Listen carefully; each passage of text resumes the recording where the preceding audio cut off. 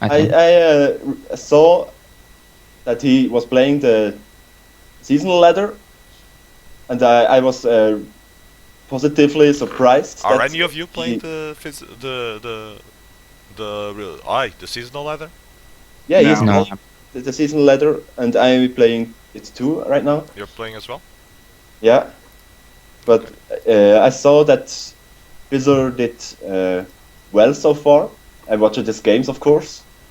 We kicked Hey your guys, ass, how's yeah? it going? Hey Fizzer, can you hear us now?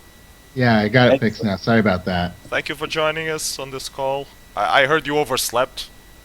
Yeah, I had a hard time getting to sleep last night. Yeah, I had a party, a Friday night party of Knee Dog with guys who played Knee Dog for like 4 hours yesterday, so I have a bit of a hangover as well. That sounds like a lot more fun than what I had. I was just working on WarLight. Oh, I hate that game. Don't you hate that game? I really like your update on the AI being open source, though. That's Yeah, Cool. that's pretty cool. That's really Yeah. cool. Yeah. Well, Thank you, Fizzer, I'm for glad you that. guys like it. Hopefully, we'll get some good improvements to the AI out of it. Well, I haven't had time to actually see the video yet. What's your aim with the AI? Are people supposed to just submit alterations or discuss them on the issues, or single player fork levels, it I and submit a guess. whole new bot? What are you expecting? Well, it's really I'm not sure what people are eventually going to do with it, but the whole reasoning, the reason this came about is I wanted a new AI to replace the old aging AI that's not very smart. And so realized first I needed to develop some tools to, even if it was just going to be me, I wanted some tools to help me to debug it and develop it. And once I built those tools, I realized that I should probably just open source this, and maybe somebody else will appreciate it. Yeah, So sure. I went ahead and did that, and we'll see what happens. If nobody picks it up, if nobody works on it, then I could just do the whole thing myself. That will be what eventually happens. But if somebody else wants to help out, we could end up with something a lot better than what I could build. I'm not an AI expert. I just pretend to be one. So do you have a timeline on when, like, you want the AI finalized?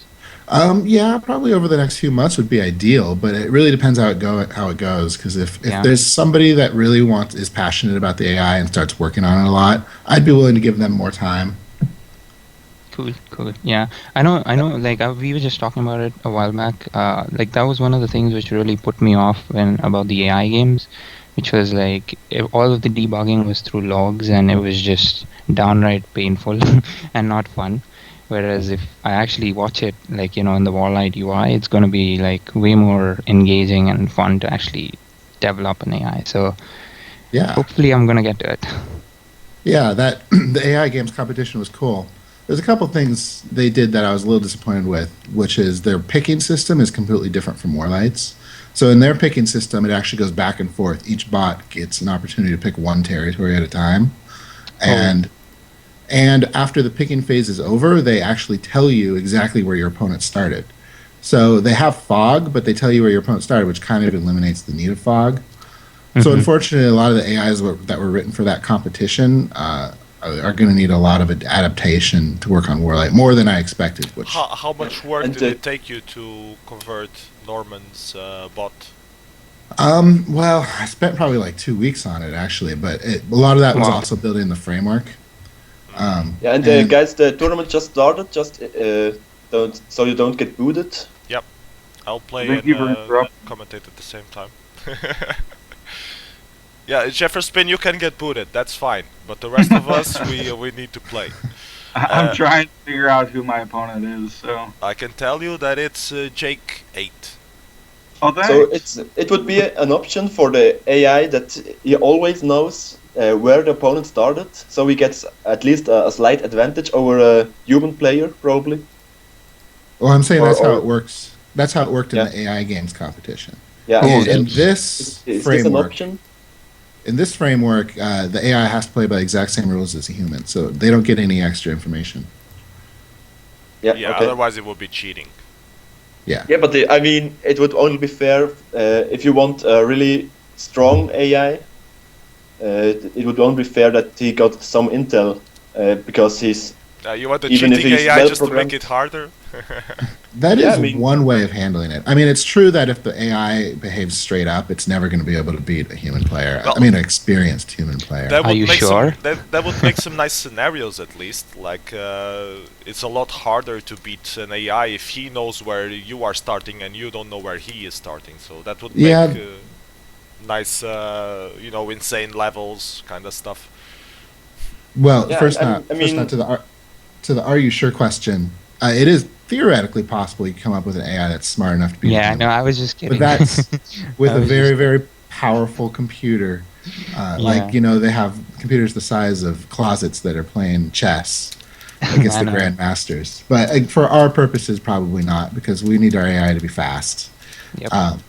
But I think the main way we do difficulty is just you have multiple AIs. Like if you do a 2v1 or, a big FFA where there's 4 enemies and you're alone, those are the kind of things that we're going to be seeing in the single player levels. And that's just how we do it today. And that's how the difficulty is controlled. Okay, I'm actually playing a game against Commentators. What I'm telling him is that I will let you guys talk about the AI stuff, and so I won't talk anything specific about the game, so he can still hear what you guys are saying and not have to shut down the stream. Unless you're all done talking about stuff. What? There's a lot of silence. Everyone went to their games. Is that what's happening? No, yeah, kinda. I'm the only person left alone. No, Radio. Of course, I would have many questions for Fizzer, but I don't think it's going to be a ask me anything for Fizzer. So I will No. just mainly play my game. You can ask me some no. questions. I wanted to mainly Are you- ask you about So about the can I- ladders, can of I- course. Can I In- take this moment to again ask you, are you sure? You want him to ask you questions? I really need to know if you are going to make those Make the ladder poles. back. No, Yeah. not specific. There's one ladder. I mean, that's if you don't want to change it back, I can't change it. But you said you are going to make poles for the real-time ladder at least. Yeah, the polls. That's really needed, Fizzer. You Yeah, should really do yeah. it. The The ladders are- polls are still on my list. So basically, what I've been doing is I launched the AI thing, and then I had a few high priority bug fixes I need to address. Things that I should have done like weeks ago, but the AI thing, delayed them. So I've been working on that. Like yesterday, I fixed the blacklist bug, where sometimes the multiplayer dashboard shows you the wrong blacklist icons. No, that And I'm working on a few. Yeah, sorry. Working on a few bug fixes like that, and then after that, I have the ladder pole is on my list. Basically, after that. Cool. Okay, that's really cool. Thank you for that. Sure. I'm looking forward for it. Yeah, Sephiroth quiet the rest of the time. is crying on the chat because you haven't put attack only on the 3 versus 3 ladder yet. Like, you're making his life miserable as well, almost as Oh. miserable as Master of Disaster when he lost Such his crybabies. when Yeah. he lost his ladder. I'm not a big fan of the attack only option. Yeah, so we I talk heard. about this. I talk about this in the AMAs as well, but I mean, the problem with attack only is it's so rarely useful. I mean, a lot of times players go through multiple games where they don't even use attack only once, and just in general as a game feature, if you have a feature in your game that's very rarely useful, it's not a very good feature. I mean, an ideal feature, if you think about it, would be one where if you think up the idea of the feature, you can think of like 8 ways of using it, and it's useful all the time. And that's just the smell of what makes a good game feature. And it really comes down to, like, if you think about it, the number of features you have in your game defines how long it takes for a new player to learn it. And attack only by itself is not extremely complicated. It's not like that takes a long time to learn. But when you have 100 features in your game, a new player has to learn all of them to compete. The more you can reduce that number, the less time it takes a new player to learn how to play your game. So just in general, you want every feature in your game to have, you want it to be highly strategic and useful, if that makes sense. People in the chat are disagreeing with you. I just wanted to say that in my opinion, I really use attack only a lot when I play if the option is enabled. Of course, it makes How much is sometimes a lot? minor. I really use it a lot Like for once a game, twice a game. yeah. Yeah, probably twice a game. Yeah, for me Twice a this is game? a lot. Yeah, I'm surprised Uh, twice a game is a lot, because if you think about how Actually, many I would attacks agree you with make, that. I also use it quite often. Like in most games, I definitely use it at least once, if not twice. yeah, once, twice a game is still not a lot, in my opinion. I mean, think about how many attacks you're making in a single game, like 100, 200. So that means you're using an attack only 1% of the yeah, but time. if No, you but those are so see critical, about like that. Those are like game changing once or twice. So like I Yeah, mean, off of the key, like if you count the number of key moves in a game, I would say they're probably like 6 or 7 off of those 100. And if one or two of that's a those good are point. important attack onlys, then like they are actually important. Yeah, that's a good point. I also use it a lot for example, when I got a double border on me, and then I just stack up on one place and try to outdelay my opponent and attack only on the second border. And it's for me a very important strategic to have this option, because if I don't have it, it's just much harder to do this effectively. I understand. It has a lot more strategic value, and I guess what people are saying on the chat is that on the ladders you have a lot more competitive level, so you should have more strategicness to the games as well. So the more settings you have like this, the better. Sure, I understand. We can put that on the poll. Okay. Yeah, that would be a good thing. Yeah. And Sephiroth is asking for Fizzer to give him his virginity back. I'm not quite sure I understand. I'm not quite sure if I want to understand, but never mind. I'll put it on my list. Okay. Oh god. Okay. Meanwhile, I'm gonna break Commentators bonus. Don't everyone cheer at once. Yay! But if he's listening, you don't want to tell him that. It's fine because he already sees that I'm bordering him, so he knows that I'm going to break his bonus. Okay, so if people in the chat, if you have any other questions for Fizzer, this is a great opportunity to do so while we play the games. We also have Latnox around. Hi Latnox, didn't know you were going to show up today, otherwise I would have invited you. So what do you guys think of the seasonal ladder this season? Well, I'm not playing it because I didn't go very much into the whole Commanders thing, but Master of Disaster is playing it. What do you think about it, MOD? I think it's very dependent on not on fast income. It's mainly about expansion options. If you have good expansion options, you have a big advantage over your opponent. I saw many games that were not decided by fast expansion, like it's normal, but it's just mainly really the options where you can expand further on. Yeah, I agree with that. Yeah, Latnox says he likes the seasonal ladder, that it's fun, but a lot of people don't understand how to make most use of the commander. I think it's the problem with the commander that makes it a little bit less strategic is mainly that the zero army standing option. I mean, you don't have to deploy almost anything to expand. That's the main point I disagree with on the commander settings, because it's only possible to do it with zero army standing. Why is that less strategic though?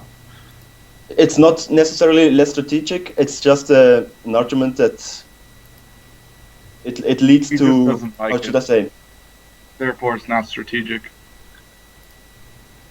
I mean, it certainly makes expansion faster, right? Because you don't have to leave one army around on every territory, so you basically have more armies to expand with. And I certainly understand it takes getting used to, but I don't understand why it would be you got to explain why it's worse. Why you don't like it? Oh, because since you can expand so much, the number of options available are like so. Ideally, you want to have like a really good balance between the number of options available for a person. Like, so you don't want too many options available for a player, and you don't want too few options available for a player. I agree to that. That's what I personally feel. So because that's where the fun element comes in, right? Like, it's about trying to make sense of what your opponent is doing behind the fog. If you have too many options available, then it's just a lottery because you're basically guessing at that point. So I'm back. Sorry, but Skype hang up on me. Oh, okay. I wanted to say that why I think zero army standing are bad is mainly that you can really splash your armies with one attacks. You can attack your opponent on 1,000 places with one army, and you will never lose more than he does. You will always do a good deal by attacking him with one army on every border. It's just spamming armies. Yeah, that's a good point. I agree with that. And also, like, you know, it just adds up the delays, and then it just becomes so much microing that you have to delay if you want to win. And like, just attacking in every place with a 1 is just kind of, you know, time consuming. And yeah, I agree with that. So I wonder if it would not be possible to make the commander with just the normal one army standing settings, because the commander is not necessarily a bad thing, but with a zero army standing, I disagree with that feature. Yeah, so the problem with that, strategic way. The problem with that is what happens when you attack something with the commander by itself, because then there's no army to stand guard that new territory. Oh yeah, but maybe you can force that the commander has to move with at least one army. Okay, but if you do that, then the one army will die in the attack if you're like attacking a 1 or a 2. But isn't that the case even today? Like in the zero it army would be the standing. Case, but you can't expand for free anymore. I think that's what Fizzer wants to say. At the moment, you can expand for free, but my point is, it's not about the changes expanding for free. My point is that when you arrive at the new territory, that one army that attacked with the commander died, and now you have no army to stand guard on the new territory. Now you could change the rule and say you need one army or a commander to stand guard on every territory, right? Yeah, so you can either do that, or you can force the commander to move with 2 armies, so that one dies and one stands. Yeah, you could. It's both those options though have the problem of your commander gets locked. Like your commander's in a spot and you can't move him because he's with a 0, or if he has to attack with 2, then he's with a 1 or a 2. Mm-hmm. And this is, I mean, you basically force the player to deploy armies there so they can move their commander, which is not entirely bad, but it's also kind of really unintuitive. Yep. Because you try to move your commander, it says, oops, you can't do that. You have to deploy armies here.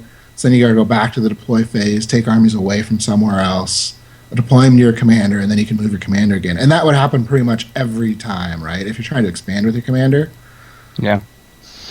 So then you could actually try even like he has to move with 3 armies so that 1 is available to, like, you know, so that he can move the next turn. But yeah, it doesn't make sense. No. That doesn't solve the problem either, though, because then you have to deploy 3 armies or your commander's locked, right? Yeah. Yeah.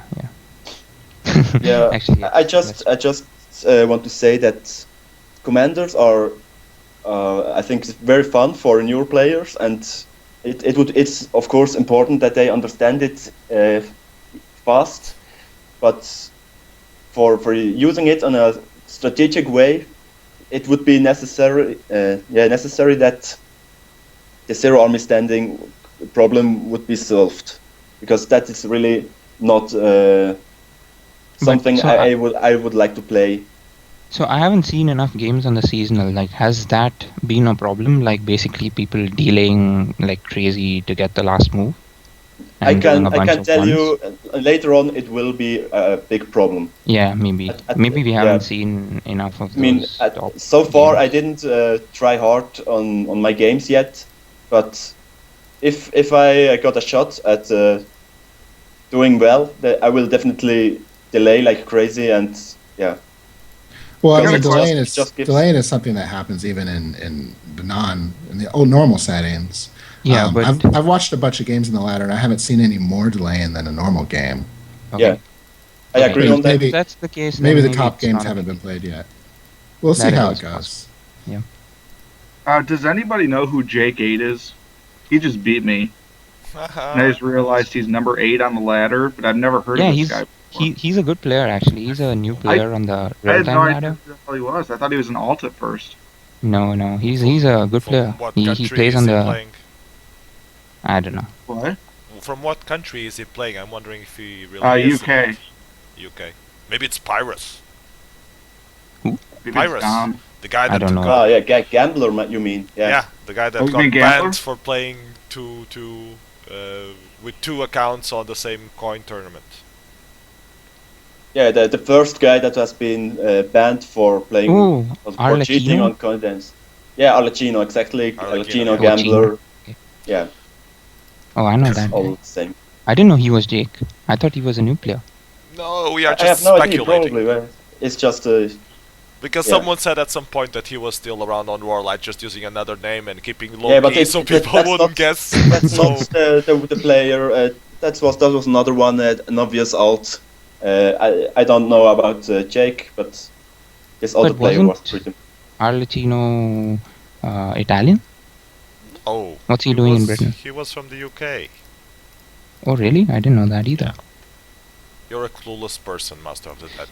That's what you are. Says the guy who's the last to know about everything. Well, okay, you got me there. I will shut up now. What's up with your games? I think I'm kicking Commentators' ass, but he's not surrendering, so Maybe he has a master plan. maybe So did you create a challenge? yes, I did, and I posted the link on Twitch. Maybe Okay, it's I'll already. find it. People can actually do the I found it. predictions there. I will post it again. People can actually do the predictions there. So if you're watching the stream and you want to predict, apart from Jefferspin getting kicked by J8. So I'm going to totally cheat there and say Jefferson's going to lose. Is it even a cycling order? Prediction. I have no idea about the settings. Wait, how do you One says make Jake predictions? is alt. Just enabled it now. It wasn't on yet, so Oh, yeah, okay. you need to log in to the site, I believe, Yes, and then yes. you have a prediction thingy happening there. Is Jake Buns alt? That's what he said. Oh, no, he wouldn't join with 2 players. He might. On the old days, Gnufone joins with 3 players and he would win the whole tournament. Now these new guys, they don't know anything. They don't know how to play anymore. They don't know how to play. Yeah. WarLights. Yeah, it's an art. No, Commentatli finally surrendered. So congratulations, me. I move on You're to the helping next me round. make my predictions, PS. He saw my income and he was appalled that he had no way to challenge it. Congratulations. Yeah, thank you. That's a rare one. CFO. I usually have more income, I just lose it.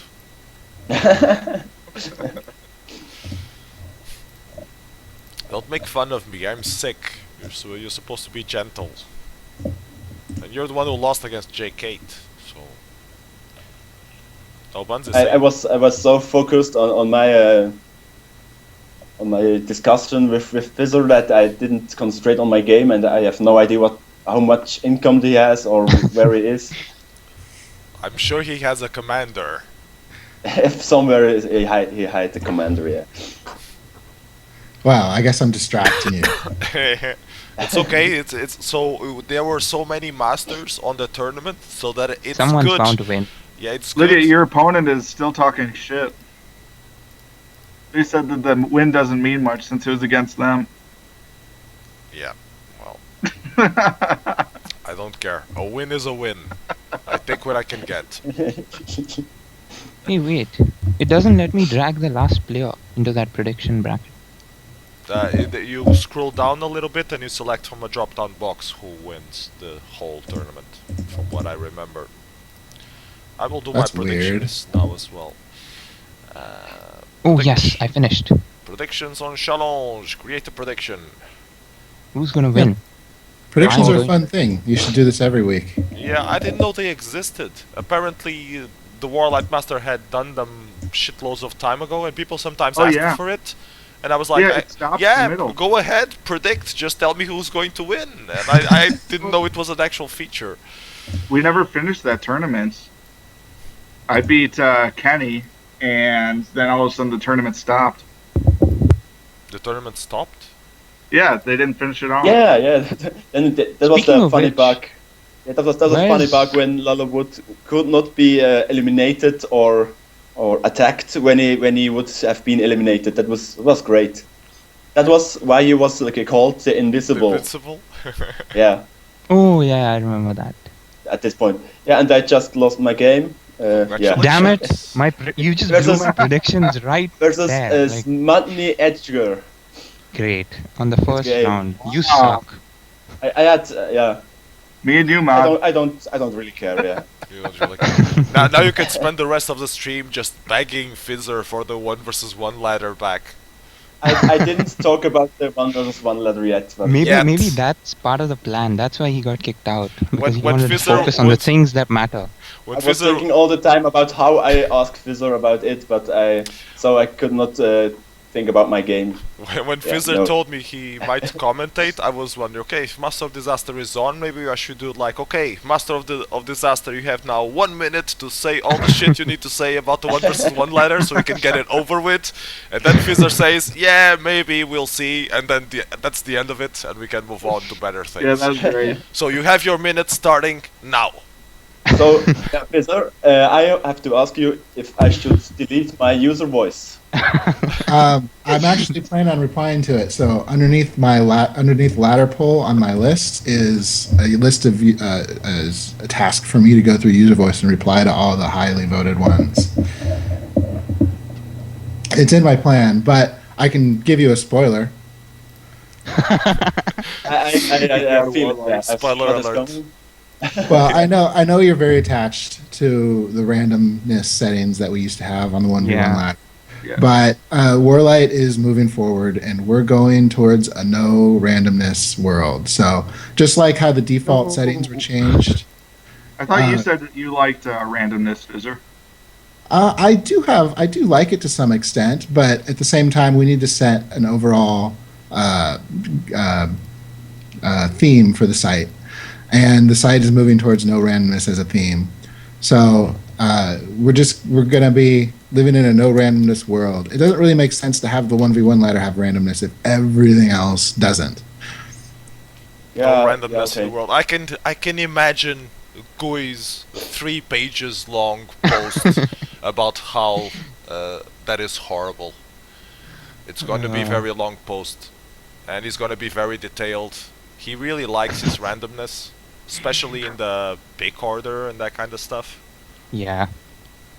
The move order. I still think we can come up with like a custom ladder. I'm surprised that nobody's done that.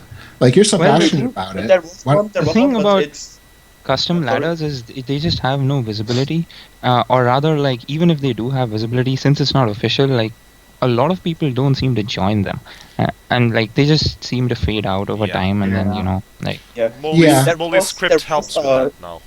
there was a cool 1v1 ladder plot, but it just died out because there was some programming mistakes after like 3 months. I didn't get any new games.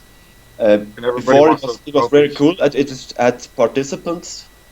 Was it because it was broken, or was it because nobody was playing it? Nobody else other than you. Because I think it was broken at some point. Yeah, so that's the problem. Yeah. You really need someone to stand up and maintain it, and I'm willing to give it more visibility if somebody's going to commit to actually making it and maintaining it. The problem is when they break and nobody runs to fix it, then they die off.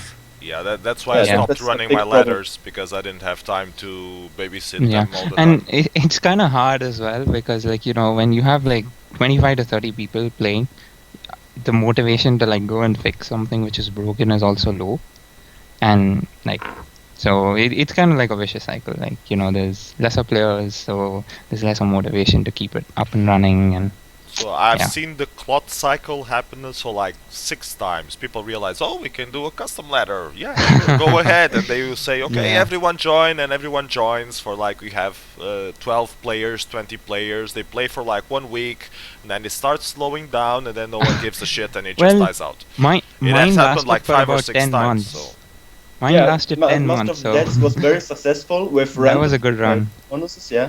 yeah, well, when And- Master of the Dead told me that he's going to do a ladder, I'm like, good luck with that. It's gonna die out in 2 weeks. It was very good, but I think it would also be very cool if there was not only advertised on a link or stuff, but it would be even better if it was really a ranking. If you can see, this guy did well on this ladder, and then people would definitely play it more. Because if you Yeah. have the ranking page just on the clot page, then it's just nobody cares about it, and then the interest is not that big to play the same template over and over again. Yeah, I'm Yeah, willing to that's add right. something like that, but the problem is, of course, I don't want to add something like that and then have the And then ladder it die dies. off. Yeah, So I I understand need that. Yeah. I need someone to, I need someone to prove to me that they're going to be in it for the long haul and maintaining it and actually Makes sense. care about making a good ladder. If it's not, and also I'm interested in hearing why they break, because if it's something we can do to try to fix that problem, it should be possible to make a ladder that's reliable with almost no maintenance, right? It should just work. Yep. Yeah, the thing. So the reason why mine stopped after about 10 months was because I ran into like storage limits on Google App Engine, and then they were just like shutting me off after like. So it started with like they were shutting me off after 23 hours, then it went down to 21, then it went down to 19, and then PS started running random scripts, and he just brought me down within an hour every day. And Yeah, so that's an yeah, issue because you weren't willing to put your credit card number in, right? Yeah, I didn't want to like do You that. need a proper And server. so Google App then Engine. actually- Google App so- Engine is not enough for a ladder. The I free actually trial have- is supposed to be there just to get you started, and then they Yeah. want you to. Yeah, give 'em you money. need a proper server for that. But I actually have credits on Azure, and I was thinking about like porting everything to Azure, but then that's Then you like got lazy. yeah, I got lazy. Yes, you're in bad So that's position. on. And what? You're in a really bad position. Sorry to interrupt you guys. I'm just Yeah, watching. on here. the game. Yeah, Andy has a good counter on me. I think if I don't have any bonuses this turn, I'm screwed. Let's see. Yeah, this could be a turn one surrender. And he hits me with a 1. And I was stupid enough to not move the other ones on. Okay, I might get 1 bonus.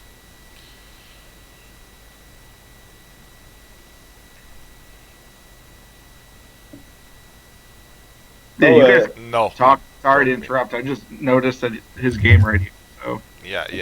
It's GG. He just killed both of my bonuses. Congratulations, Andy.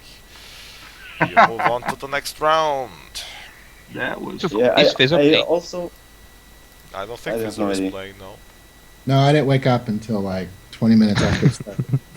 Yeah. It sucks that, Washington's like the last time zone on planet Earth, probably. Maybe Well, I Hawaii, used- but yeah. I used to wake up at 7 a.m. every day, but my sleep schedule's been drifting. I need to fix it. Yeah. Yeah, maybe you should stop spending your whole night working on WarLight. Oh, if you want me to stop, I will. don't say that again, Pierre. Exactly. You're gonna get a lot of user voice from that. Maybe I can create I wanted a user to ask voice. you about the forum. You had troubles with Google about the pictures, and Yep. you solved that problem. And luckily, the ads are back, ADS. Yes. And I wanted to ask you if there is if you intend to do something else than just banning pictures. About all the trolls and all the useless threads. Just ban the entire off-topic forum Yeah, exactly. I mean, But then they'll just post all those threads in other forums. on the general, yeah. It That's will a just problem. pollute everywhere else. That's true. But yeah, I do plan on doing more. The more I'm going to do is things like mod tools. So in fact, that's actually something I was just working on yesterday, which is more moderation tools. So a few select people will have permissions to like delete posts. Yeah. And that sounds like a good idea. That would be really they will good. also have permissions to delete profile images and clan images in case somebody uploads something there that's inappropriate. Yeah, I also got a suggestion for the off-topic forum issue. Yeah. What if you go for all forums? I think almost everyone uses the all forums to check out threads. Yeah, that's true. What if you hide off topic there and just make it that. all WarLight? Relevant. I suggested a relevant link where you show everything except the off topic. I suggested that. Fizzer said that's a good idea. It's not on the immediate roadmap, but I might get to it. Yeah, no, I agree with that to some extent. Honestly, I think the best solution to the forum problem is we need some sort of voting. Because if you look at a forum, a system like Reddit, where you have an upvote and a downvote option for every item. That's a bitch. And then it causes the best stuff to bubble to the top and the stupid stuff to be hidden. That's the best solution, I think, because then, the stupid stuff. People that post something stupid, they just get downvoted every time and nobody ever sees it and they stop and they leave. Yeah, but today the problem is everybody has equal visibility. So people that are posting low value content, it's still just as visible as the high value content. Yeah, I mean, just 1,000 threads about the same thing should just be combined to the same thread, for example, too. Because right now there are like 3 or 4 roast threads nobody cares about some random players nobody heard about before. So threads about Boston are okay. Threads about other players are I mean, but Boston is part of WarLight, and those random players that don't even play are, for me, not part of WarLight. Master of Disaster, Boston ban? But you got suspended. Can we talk about that? Yeah, I like. Well, if we'll talk about the forum, I'll finish up by saying, really, the fundamental problem here is that the forums are coded by me. What I really wanted to do when I first wanted to add forums to WarLight is I wanted to take one of the existing forum solutions, like PHPBB or one of those other popular ones, and put it on WarLight. The problem with that is I wanted it to be integrated with WarLight's login system. So I didn't want people to have to go to the forum and then have it say, oh, you need to create another account in addition to your WarLight account, which has a separate email address and password to be able to talk on the forums. I didn't want that. I wanted to all be integrated with WarLight's login system. And I also wanted you to be able to see their WarLight profile when you see them on the forum, so you can invite them to a game and stuff like that. I think that's very important, yeah. There are open source forum systems, but most of them are licensed under the GPL, which means you can't really modify them and link them into WarLight without also GPLing WarLight. I actually spent a long time trying to find a forum system that would work before I gave up and just ended up writing it myself. So, so that's why I wrote it myself. Go ahead. Yeah, so you wanted to do it like Reddit where you have thumbs up, thumbs down, but are you talking about the threads or comments? Ideally both, but I think in a first version you could do it just for threads. Yeah, because the comments would be an issue just because a lot of them go in line as far as chronological, I guess you'd say. Yeah, you could do kind of like /dot where it just says, 3 comments hidden here because they're below your threshold, and there's a link where you can, if you really want to see them, you can just click on it and they'd show up. And with the threads, you'd have the most recommended at top? Something like that. You'd have to have some sort of algorithm that has both, takes into effect the recommended, the votes and the time. Because if you just show most recommended, then new ones would never show up. Exactly. Guys, can I just interrupt you for a second and suggest a game for us to review? You can keep talking about other stuff, but we can talk about the game at the same time or in between. I was thinking maybe we should go over your game, Jefferspin, against Jake8. Let's go over yours right now. I want to look over that one again. That was pretty easy. I picked badly, and he countered me. dude. Yeah, he sure did. Do you seriously want me to just? But yeah, sure. I can. Okay, this is the game. I will post this to Twitch. This is actually a second round game. Sorry about that, guys. And yeah, what I did horrible here, while I was being distracted by everyone talking about other stuff, was that I picked on the 2+3s that were finishable on one turn, and slightly didn't notice that Zagador was a very good counter to both of them, and it was a very likely pick in Sinolian Islands. So if you check Andy's picks, he actually picks it at 6-7. So we realized my initial combos on northern colonies and central colonies were good, and this was actually a counter of his. And yeah, so Yeah, he has I feel like nobody of the commentators is going to win this WarGamingLive today. It's just too interesting now. Yeah. Fizzer is too much of a distraction for us to. Well, Darkwing went out first round too, so that's pretty big. He was listening to the stream, obviously. My Well, I don't have too predictions much. suck. I don't have too much more time, so pretty soon you guys will be left to your commentation duties. Oh no. So yeah, this game sucks. Shall we go over your game, Jefferspin, or is it crap? Go over mine. Might as well. Okay, I'm gonna load it up. I mean, I've never played this one before, so I'd like to see what you think. Okay. I know what I should have done. I know where my huge mistake was, and we'll talk about it when we get there. Okay, so let's take a look at your picks, I guess. You want to go over them? Yeah, 1 second. I'm loading it up. My picks. I was gonna go 1-2 in Northern Frontier there up top, and I decided no. There's too many counters, so I went 1-2 because it's pretty safe. Up in the north west. Central Vimia. Yeah, and if somebody was going to go for that 4 bonus, they're not going to be rushing in to take Central Vimia. They can't get the 4 bonuses the first turn either. What's up? You can't take that +4 as a first turn bonus either. You don't Right. have enough income. Right. So the 3-4, or let's see. I was just trying to get another first turn bonus. And I also, let's see. It seemed like there was a lot of area to expand there, so I kind of just wanted to have a foothold there. 5-6, I figured that'd be popular up there as well, so just tried to see what I could get. And 7-8. 7's pretty much a counter if I didn't get my 3-4. Yeah. And 8 was just a safe bonus with places to expand by jumping to the east. Okay, so let's take a look at J8's picks. See how he went. He went for 1 in Sinolian Islands, so clearly a counter to those southern colonies and central colonies. Then 2, 3, 4 around the southeast. I don't think he realized he couldn't finish southern Crescent Lake on first turn. I think he realized once he got his picks, though. Yeah. Then he picked a 4 in Oroisa Reach, and then 5, 6, 7 up in the north, where you also picked 1, 2. So you might end up with Iruran. Let's see what he gets.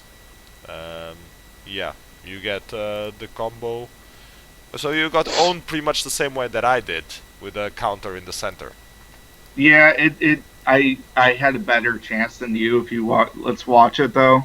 Just tell me when you're going to start playing, because I had a better chance to do something about it. Okay, I'm gonna play the game starting now. So it's a 4-turn game, so still put up a fight, and you get both your bonuses. And he realizes he's screwed on the +4.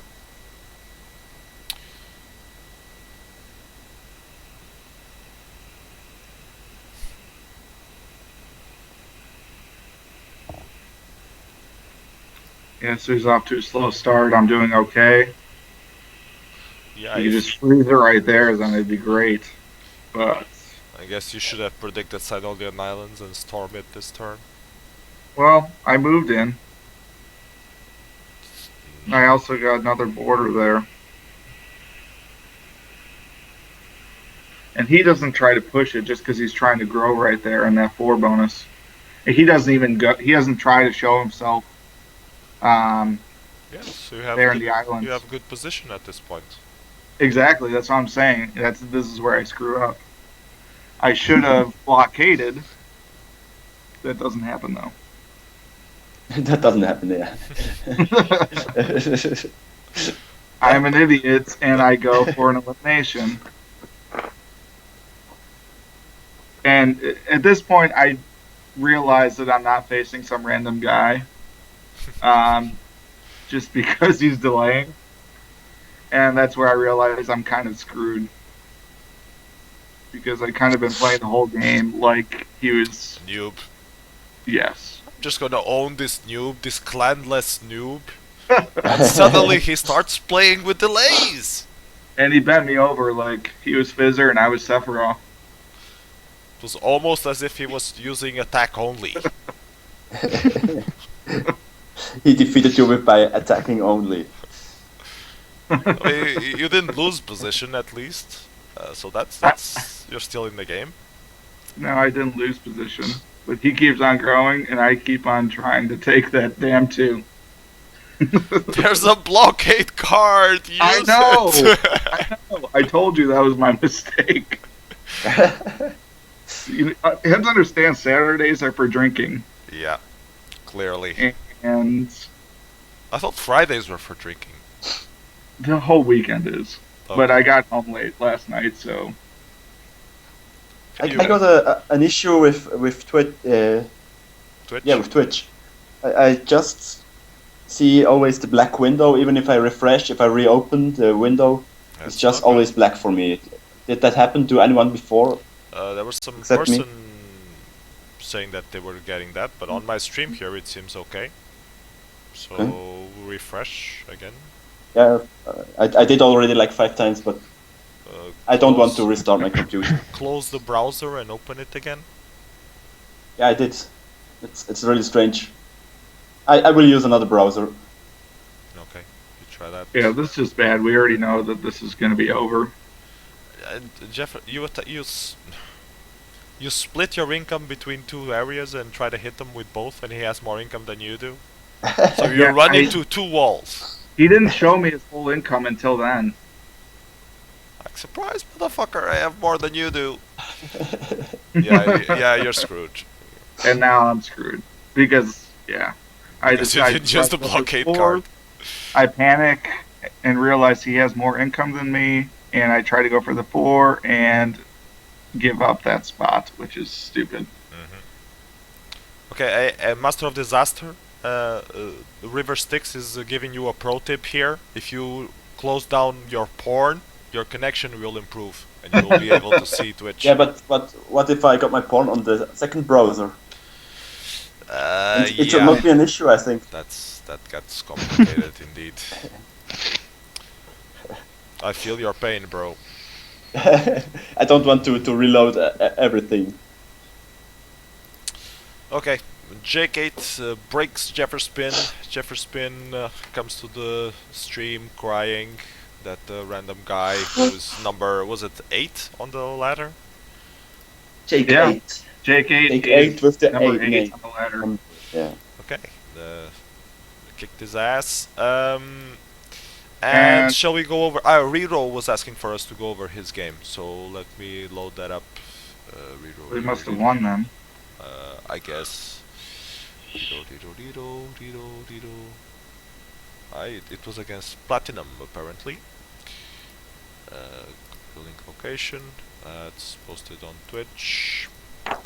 Doesn't anyone else have any questions for Fizzer? Is he still here? I think so. Good, no questions. Oh, No one wants to ask you anything, Fizzer. do you I have any guess comments just- on my play right there? Oh, sorry, I was answering some emails and stuff. I wasn't watching. Did you? I'm sure did it was you spectacular, though. I'm very impressed. Thank you. On how we lost. Oh, we lost. Oh well, I'm sure it was just. It was a spectacular loss. Okay, we have the game of Master Hero against Platinum loaded up now. Let's take a Yeah, look. Fizzer, did you appreciate the Fisher appreciation group? Yeah, that was great. That was- That's cool that it was great for you. Yeah. Master of I like Disaster the, wanted to appreciate you more. Yeah, because He felt a bit bad. I was super sad that I made you so angry, but because I was angry before and made you angry too, and then I felt bad. So No, I wasn't angry. Yeah. Yeah. Okay. Then it's good for it's better for me that you wasn't angry, because otherwise I would have felt bad. People, Yeah. people on the chat are asking if Lolicon's profile picture is ever going to be taken down. I think it's fine. It's just a little girl crying from too much sex. I think it's acceptable to have it. I don't think it's a problem. I think it's I'm not it's familiar cute. with it. But people have supposedly reported it, so I don't know. Let's see. And Commentators is asking, does it matter that WarLight's Wikipedia page got deleted? Yeah, actually, Mercer was the one that originally created that Wikipedia page, and when he first created it, I said, "I think they're gonna delete it." He's Yeah. like, "No, they won't." Yeah. And then they did. And it's unfortunate, but it's just an issue of notability, and I think that will get fixed over time. We just need like somebody to write articles about Warlight, and then it'll meet the notability guidelines. So I think that'll happen eventually, but it's unfortunate. But And Mercer's somebody who had a account on WarLight already, correct? yeah, so Mercer doesn't play Warlight most of the time with his Mercer account. He has an alternate account that has been existed for a long time. And I said on one of the AMAs, it's even in one of the popular clans. Really? But I'll never say who. Yeah, we were It must be conspiring on Masters. who it might be. Then we went to actual Mercer's Oh, profile you and know, see the it's probably in state. Poon Squad. So I'm sure it is. Yeah, I think it's the Poon Squad. It has to be the Poon Squad if it's popular. maybe it's the I only eat popular plan I pubes, can- but I know. I eat pubes just retired. So that was a big It loss didn't. for WarLight. Did Mercer retire? No, Mercer is not retired. He still plays under his alternate Damn, account. so it's not Yeah. I eat pubes. It was Sometimes not he- I eat pubes. We can exclude that option. One down. Okay, let's take a look at picks from Master Riro in this game. And Riro goes for 1-2 in Western Siasia, and then he goes for 3-4 in Eastern Sinolis, and then for 5 up north in Northern Lake Estolia, which is not very good actually, because you need to go around it to get, but well, okay, he must have a plan. And then 6-7 around the Northern Crescent Lake, so I think his picks are okay. I don't see anything wrong with them. Do any of you guys want to commentate anything? I haven't even been paying attention. I'm looking for questions for Fizzer. I will Okay, have to so that's a ask him no. more when I get the possibility. I have to ask him as many questions as I can. Okay. Well, you asked me earlier about some profile picture. As I mentioned earlier, I'm just going to be launching some mod tools. So mods will have the ability to take down profile pictures and clan pictures. So you'll probably see some of the more questionable ones disappear here soon and going forward. Someone is asking if the Mercer on High Kings is the same Mercer as your You won't Mercer. say. It's definitely not the same Mercer. I thought it was, but then I saw his chat with Boston, and now I'm pretty Yeah. confident it's not. The Oh, same. no, I'm not. Definitely not that Mercer. Yeah. I'm not No. familiar with who that is, but there's only one Mercer account, and you'll recognize it. If it's not that exact account, then it's not him. Okay, but if you go to the real-time ladder, is on the top 10 or top 20. Oh yeah, I did see that actually. Yeah, it's not him. It's somebody else. Okay, I was slightly disappointed, but well. Anyways, taking a look at Platinum's picks. Platinum picks 1 in Northern Crescent Lake, then 2 up north in Northern Glaciers. I guess that could work as a second turn. Then he picks 3-4 in the Eastern Frontier, which will probably get countered, and then 5 in Southern Colonies, 6 and 7 in Southern Crescent Lake, and then an 8 in Sinolian Islands. I'm not So- big on the number 2 pick, just because I feel like it's better to go small on this template than big. Well, you can Yeah. finish it on turn 2, but I don't know. I'm a bit reluctant if it will work or not. Can he finish it on turn 2? Well, if he gets a bonus, a plus 2 on first turn, he Yeah. can get the rest of the +4 on the next turn. I believe. Yeah, that's I didn't true. I didn't do the bean counting, but it should be possible. People are asking in the chat if it's not illegal impersonating an account. Well, that Mercer didn't say anywhere that he's the original Mercer. He just said that his name is Mercer, and it's possible that two people use the same nickname. Well, there's So- one player that keeps on copying everybody's names. I played another Master of Disaster spelled the same exact way. Mhm. So Yeah, and he even changed the color to brown, and yeah. he did, yeah. Yeah. There was nothing Yeah, And you left.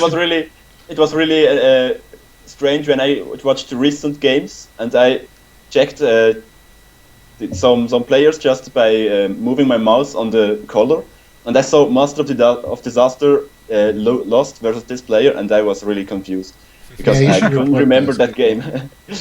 You should report them. So Yeah. yeah, you should report them apparently. And Dodo Commander just joined the stream. Hello Dodo Commander, welcome. So we're going over what they got, and I think Rito is in a lot better position. At least Platinum didn't get countered in the East by some miracle. Okay, let's just play this out and see what happens. I'm gonna play the game starting now. So Platinum will expand in his +3, Master Rito will expand in his +3, and the +2 he has in the islands. And we will see if Platinum will have enough income to finish the +4 on round 2 or not, because I didn't bother counting so far. All right, if you guys have any more questions for me, I have time for one more, and then I got to get going. No, Master of Okay, Disaster has like 4 of them lined up, so yeah. Pick your best one. I need more time to pick the best one. I need to What size find shoes a do you very wear? good. What could I ask? You have to have so many. Yeah, but if I asked some and now they don't come in my mind, just because it's a stress situation It's for me. the pressure of Yeah, having it's one very- question out. It's really just a stress situation for me.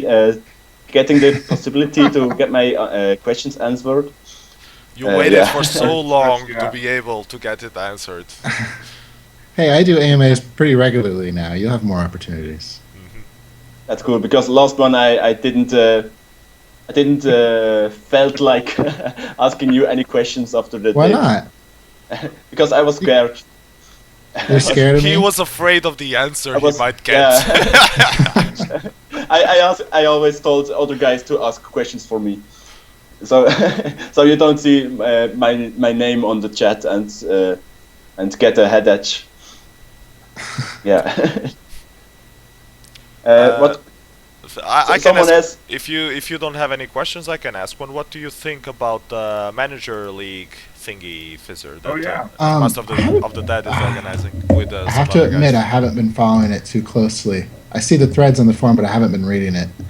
It's good. I mean, he's been doing well with it, better than any other Manager League I've been in. But Cool. I mean, they all been good, but this one he's really doing well. But yeah, you should check it out. Yeah, I will. I'll read through it, and I'll get an answer for your question next time. Fizzer, do you have any idea if you are going to integrate some of Bully's functionality directly on WarLight? Because I know a lot of it could really improve WarLight usability overall. Yes, that's definitely something I'm looking at. In fact, there is one thing that I'm going to be including in WarLight very soon, although it's very, very, very minor. I've just been talking to him about the little ad he has on the real-time ladder. There was a bug with his script because he was putting that ad there all the time, whereas WarLight only renders that out if the person has actually unlocked the real-time ladder. Oh. And he was rendering out a join now link to people that couldn't join it. And so I talked to him, and we're actually gonna change the multiplayer dashboard so it always renders it out. We're gonna change it so it always renders out even if it's empty. Because the reason he always put it there is because he wanted it there even when it was empty, and he couldn't tell the difference between when it was empty versus when somebody didn't have access to it. So it's always going to be rendered out even when empty. It's a very, very, very minor thing that, yes, but it's technically from Molly's user voice script. I think But yeah, there's other things I want to look into, like the find me in the tournament. I think that's something that's really needed. Yeah. Because the tournament like UI In sucks. big tournaments, yeah. Yeah, in Big big tournaments tournaments, is really important. it's next to impossible to find people. Yeah. But I think it needs some adjustment because I don't know if it should be on the tab bar. That seems like the wrong place to put it because it's not a tab, It's if that makes functionality. sense. Yeah, You it's have kind it of like set up? a. Oh yeah, I sorry. don't have it installed in my main PC because I want to experience WarLight the same way that noobs do. Because if there's a bug or a problem, or if there's a pain point, I want to experience that myself, so I'm more motivated to go fix it.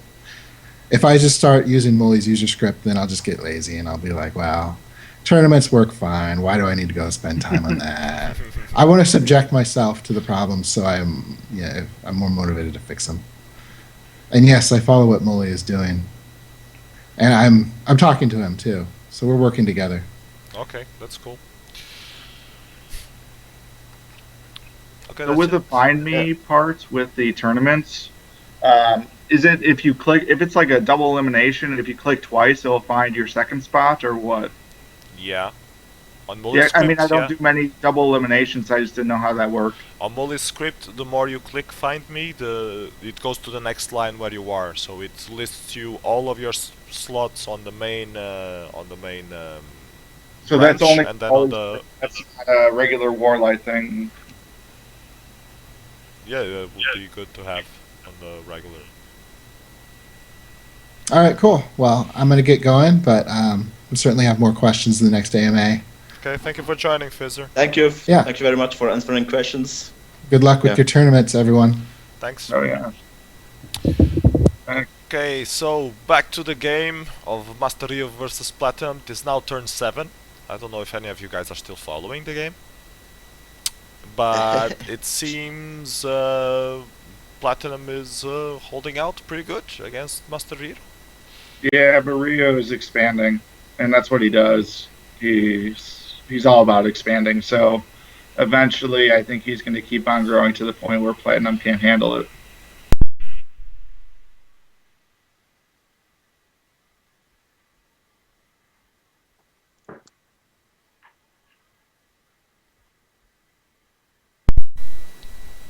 Wait, sorry, I was dying some more there of coughing fits.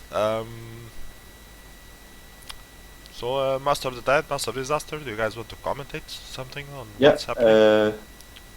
I need to admit I didn't follow the tournament at all. I was yeah. So you're watching Rero versus Platinum. Yeah. First round game. Yeah. It's now the start of turn 8. Okay.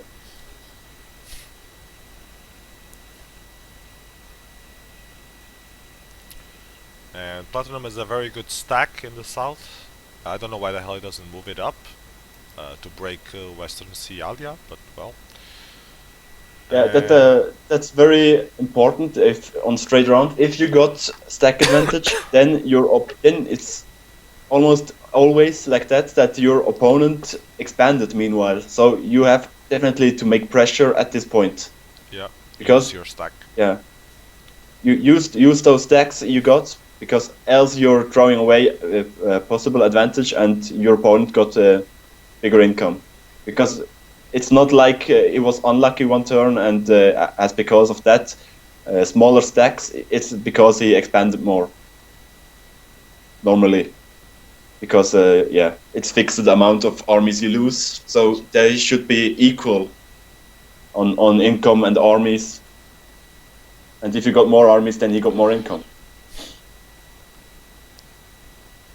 Yeah, Master Rio's main income is on the islands, and he has them pretty safe. So I think he has the advantage on that front, and he can go into the eastern, southeast places through Florissa land, which Yeah, I would have probably liked. Now I can say it. It's already too late, but I would have liked, for example, reconnaissance cards, very rare ones. That would have been nice, I think. Like in 6 pieces or 7 pieces. So you just get like 1 or maybe 2 in the game. Yeah, so you can find out in what area your opponent is, and for example, Rero could have flanked before on Platinum on Southeast if you got some more intel. Yeah. I'm surprised that Platinum went so hard that first turn with that 17 he has. Ishan. It seemed like a really ballsy guess.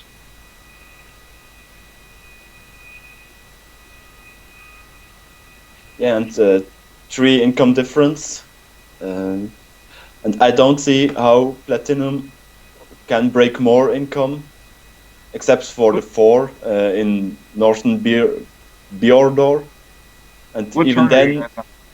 yeah, Turn now 10. it's just turned to 11, and yeah, it's 23 versus 18.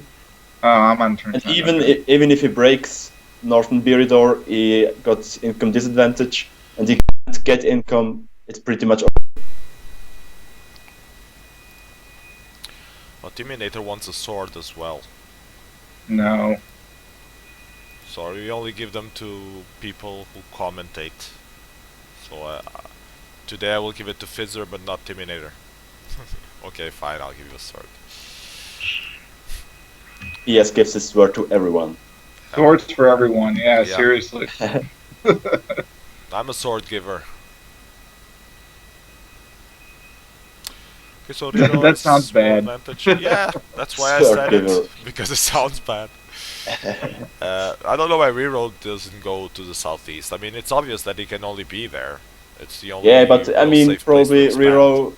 Rero probably thinks, yeah, if I just can hold the standard I got right now, then it's fine, and I will win anyways. I don't have to do something creative. Maybe just type surrender your world and it Yeah. just surrenders. You can check out chat. Yeah. I mean, this is pretty much over. Yeah, but it was a close match. So Yeah, it was. the closest one we got on the first round so far. I think Platinum played pretty well.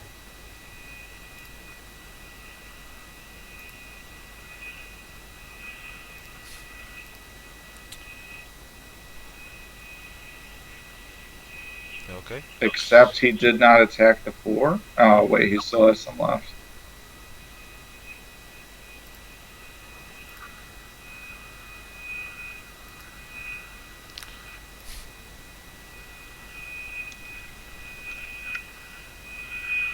Right now, I'm more exhausted than when I play and commentate the World Tournament the same time.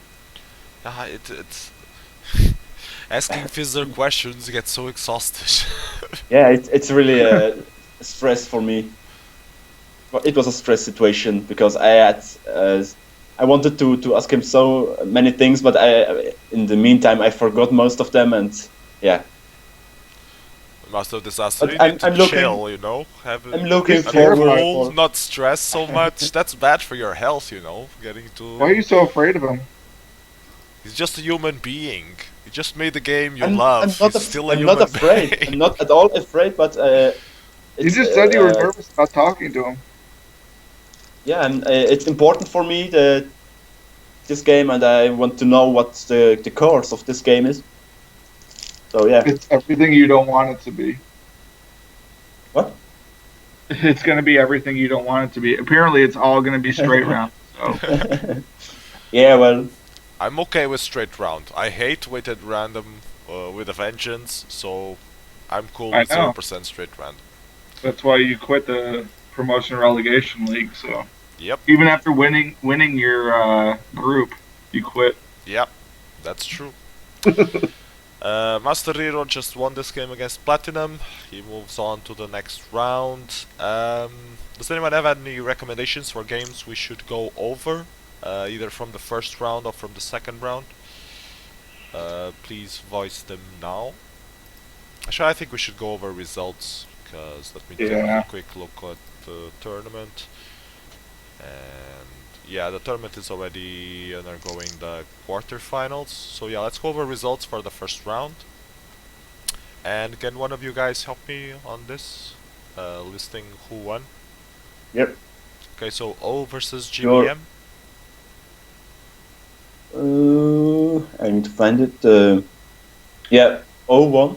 01, okay. Ox the Artist versus Ayush the Great. Ayush the Great one. Ayush the Great one. Sultan against Master Blaster. Sultan. Master Blaster is a great acquisition for the Master Clan. Yeah, I will have a look at him. What about Shinchon Paz versus Grosshandler? Ross and Laren one. Liberson against Master JZ. JC. JZ won.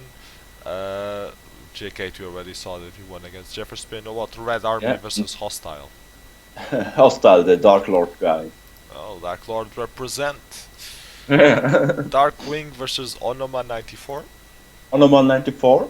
Really? Core. Yeah. That was I said that surprising. earlier. Yeah, he said that because of the. Sorry, I prediction. was blocking out the spoilers. Oh, I'm sorry. So Master of the Dead versus Mifran. Guess Master of the Dead won because he's Yeah. so silent. And I lost versus Matniashker. Yeah. What about Dacia Novak against Ryan Kennel? Yeah, Dacian Novak. Dacia Novak. Bonsai versus Arkanton. Bonsai. Really? Huh. 101st defeated Lynx. Buns I don't. versus There's Asek. been a bunch of upsets. So Everyone was distracted with Fizzer speaking, so everyone played like shit. yeah, I'm not saying mine was an upset. I'm saying there's a lot of other upsets. So So Buns versus Asek. Buns. Buns. Okay. So I guess we should go over Bonsai versus Buns, because I mean, Bonsai versus Buns is not over. okay. Of course, I picked the only one that's not over yet. Yeah, exactly. That's the only one. Yeah. What other Probably games? it is now. I didn't refresh. No, it is not. Yeah. Not yet. You can pick any other of the second round games. Maybe we should go over Hostile versus Onroma then, Okay. because there are two of our favorite clans, Dark Lords and Corp. So Yeah, but Corp is not necessarily bad. It's just a big clan, and in big clans are often also people that yeah, Master of are Disaster, just. they already consider you an elitist prick. You're not doing yourself any favors. I keep repeating that. Yeah, but you said Corp is bad. I say Corp is just. It's just a big clan, and in big clans you can't have. In big clans like that, you can't have a big standards and control about your members. I say. So yeah. you're He's not trying saying, to be very careful with what he says there. so he's not saying that it's a bad clan. He's just saying that they don't have any standards. It's true though. I mean, they're not a bad clan. They've got some good players in there. It's just it kind of gets mixed in because there's a lot of people in there, or there's some people in there that aren't great. So Okay. I'm gonna stop you from shooting yourselves in the foot anymore. Let's just go over picks. Onoma 94 first, and he goes for pick number 1 in World's End, which is pretty bad in my opinion. Then pick number 2 in Sinolian Islands, which is also bad because it's not comboing, so he can't finish it as first turn bonus either. You can finish it as first turn bonus. Oh yes, he can. +2 you can. That's right. That's a good pick to Zionian Islands. Yeah. And then he has a 3 in Myzoris Bay, a 4 in Central Colonies, which I guess could work. He can finish it next turn. This can with be a combo. comboed with Zionian Islands. Yeah. I think Zionian Islands should be first pick on this board probably. If I just go over it fastly, either that and then probably second Orosia Reach in the south east.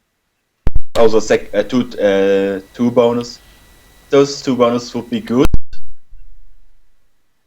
I think the World End as first pick is just doesn't make much sense for me I think because maybe it's not a high see the priority fifth pick. His 5th pick is trying to go for the +4. did you Because post the Yeah, link exactly. Yeah. on Twitch? I don't think I have, but I will. His 5th pick is definitely bad. Yeah, Thank because he has no pick in the 4 bonus, and the 5th pick is it must be a counter for his first pick, but you don't counter your pick like that. You don't. You could counter it with Orosia Reach, Yeah, that's the other really two strange. bonus. Onoma is That would agreeing be with you on better, the chat. but this 5 makes no sense. Yeah, I don't get that either. Onoma is agreeing that it didn't pick very well, so I guess that's explained. I mean, 2 right there in the islands is good. I'd like Matt said, I'd make it number 1 just because that's a really strong spot after seeing a few games here. I mean, you see the connections from there. It's connected to pretty much everywhere. Oh yeah, Sinolian Islands. yeah. And one spot is connected to 3 other bonuses and Yeah, so it gives you good coverage into the center. Yeah. Anyway, let's go over picks from Hostile. And Hostile has 1-2 in northern Siagia. Yeah, so he can take it without deploying anything. And then he has 3-4 yeah. in northern Viemia, which he can't take as a first turn bonus. 3, 4. Yeah, okay, yeah. So that's not very. He will definitely lack expansion. Yeah. Because you see the 3-4 can only take the 4 bonus and then the 3 bonus, and after that it's over with expansion. Yeah. His 1 and 2 can expand, but it's also limited on one area. So if Onoma got a pick in this part of the map, he can't expand at all. Yeah. And on straight route you have to expand like hell. Well, Onoma's yeah. going to have a great position from those islands too, because I mean, what Hostile had is number 7, and he has nothing else near it. Yeah. So yeah, I think Onoma has an advantage here, but let's see what they get. And yeah, both Hostile got no intel, and so does Onoma. Both got no intel. Onoma got better spread. And he got really lucky that he got all of his picks, because, or else he would have gotten that counter. Yeah, that would be rough. Yeah. Okay, I'm gonna play the game starting now. Yeah. So. And I don't see what. That is very. Why is it the point? That is very sad. I mean, he could have taken. He had the option to take two bonuses, one of two bonuses, but he decided to go for none of them. And then he also takes also takes the wrong territory in central colonies, because this person if beat he takes what? That's the person that beat Darkwing. What is he doing? Yeah, exactly. Yeah, that's the person. Maybe Darkwing because, got booted. Yeah, maybe. No I didn't check that. Yeah, as said, he took central colonies wrong because he can't use his leftovers from Sinolian Islands properly, and Hostile got big income advantage at this point, even if he lacks expansion now. He can still expand with his eastern picks because they are not countered. That's his luck. And Onoma is very slow in expansion. I mean, he even doesn't take central colonies this turn. He could have taken central colonies easily. He decides not to. What's going on there? Man. Hey, you should have seen that. I just checked out the Darkwing game. It's really confusing too. I had no idea how he won, but he did. So that's something. Just because the first moves were like this, where he didn't go for any bonuses, he was just expanding everywhere. So maybe it's just not used to expanding optimally. Maybe, but it worked on Darkwing. I think it's just one of those times where it just so happened to work. So.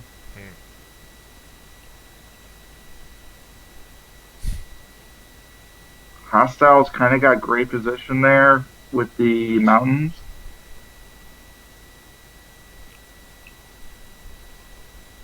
Yeah, and if you expand in a bonus, don't expand on multiple territories. Just expand hard on one of them and then spread out if possible. Right. It's not like a wait round where you try to manage your armies so it gives the right leftovers on the right places. You just you don't try to expand on every territory on a bonus. you try to move on to reach other bonuses. They're just going in every direction. Yeah, now he's going in chaotic. every direction. On turn 5 he moves in every direction. They both do, yeah. Yeah, but that's exactly the way how you should actually play. Just expand like crazy and hope you find your opponent on the right moment. People in the chat are asking about the predictions. And oh yeah, and Onomo makes another mistake. He took Oasis South in the 5 bonus instead of the Southern Desert. If he took the Southern Desert, he could have taken the 5 bonus next turn, but he misses it. And yeah, there's no reason to take that Oasis West. Yeah, that's sad. Yeah, I think it's clear Hostile is going to win, not because he got better picks or something, but just because he doesn't make so many mistakes. Yeah, he expands better. Yeah, and you can see Onoma again expands on pretty much every area on the Great Desert. I think he's going to go. He might be checking out the. Islands, yeah.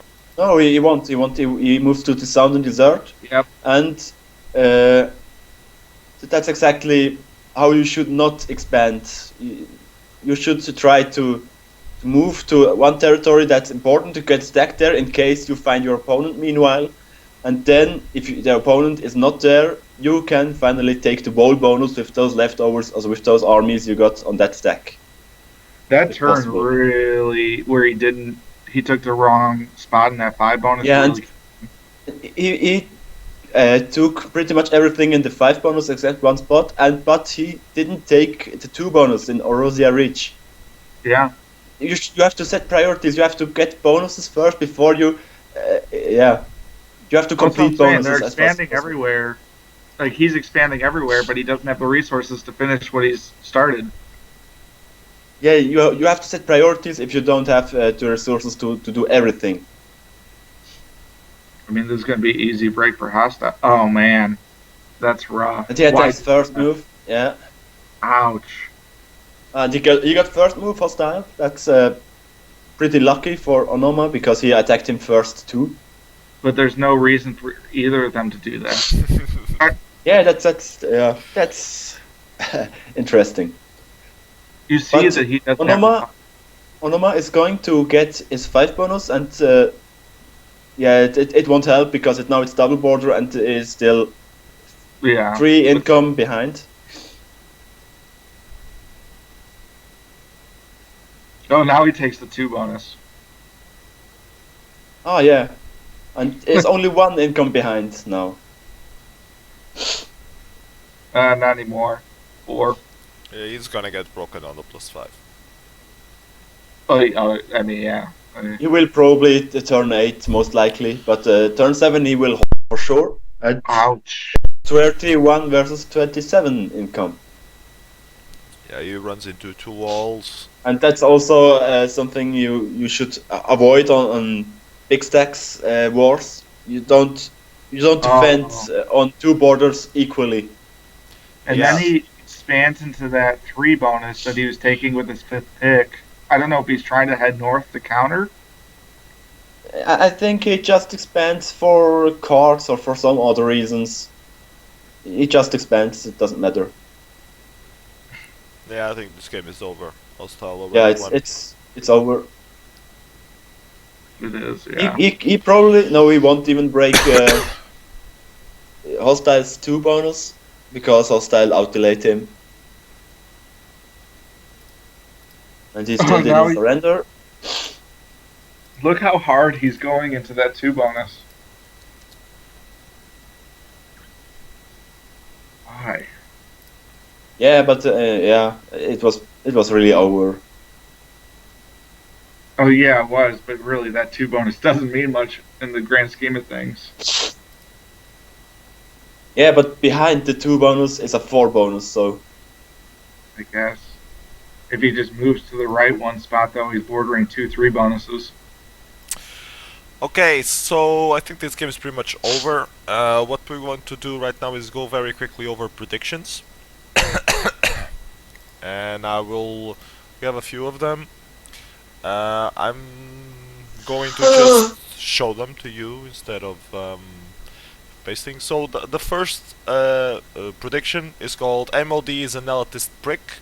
Off with his head. Lol, he got beat by Jeans. Go Buns. And this one is by Ox WL, so I guess that's Ox the artist or Ox the whatever his nickname is.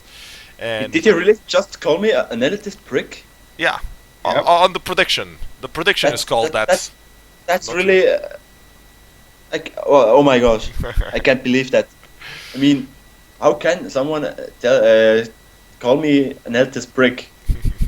And he predicts that Buns will actually win the tournament. And he predicted that J-Kate would beat Jefferspin, so that's going pretty well. Who predicted that? Ox. Well, fuck you, Ox. Maybe he had already heard about your result when he predicted this. He had Anyways, Jake in the final.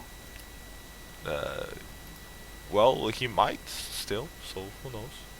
Anyways, next prediction is by Mean44, and it's just called Mean44, so that's a pretty lame name. Very unoriginal. I like the elitist brick a lot better. And he predicts that Darkwing would have passed. Obviously he did not, so that was a little bit of a fail. And he predicts that who is going to win will be Master of the Dead, which by his silence might mean that it's still a possibility. So yeah, he predicts semifinals will be Sultan against Jay-Z and Master of the Dead against Buns. So yeah, might be. Let's take a look at another prediction. We have a prediction called Commander in Charge by Buns. And Commander in Charge... I think I copy paste this badly. Hold on a second. Say Commander in Charge says that the winner is going to be Buns and the final will be Jay-Z losing against Buns. Buns is a real elitist prick because he predicted himself to win this tournament. Yeah. That's so arrogant. Yep. Okay. Deadman even chose JK to beat me. Bastard. Hey, let's take a look the at faith in Jefferspin is huge. Everyone believes in your skills. Deadman's always right prediction, and From who is this? From who Deadman. made this prediction? Oh, okay. From Master of the Dead. And he actually predicts that you would win the tournament. Oh no, Jay-Z would win the tournament, but you would be on the finals against Jay-Z. Sucks to be you, Master of the Dead. I fucked up your prediction. So yeah, okay. Next prediction we have one by Miyagi Picks. Miyagi Picks Master of the Dead by Miyagi, I guess. Let's take a look. And yeah, he predicts Master of the Dead wins against Jay-Z in the final. Everyone's putting Jay-Z going all the way to the final. Like, you can't hear that she's a girl and you start boosting your rank. All the pressure on Jay-Z now. She has to make the final. Look, another prediction by Gross. I guess this was from Grossadler or Grossadlaren, whatever you called. And it's also two masters in the final: Jay-Z versus Riro, and Riro will win. So Jay-Z always reaches the final, but she never wins. Okay. Then we have prediction by Onoma, and it's called "Why didn't Fizzer join the tournament?" If it will load.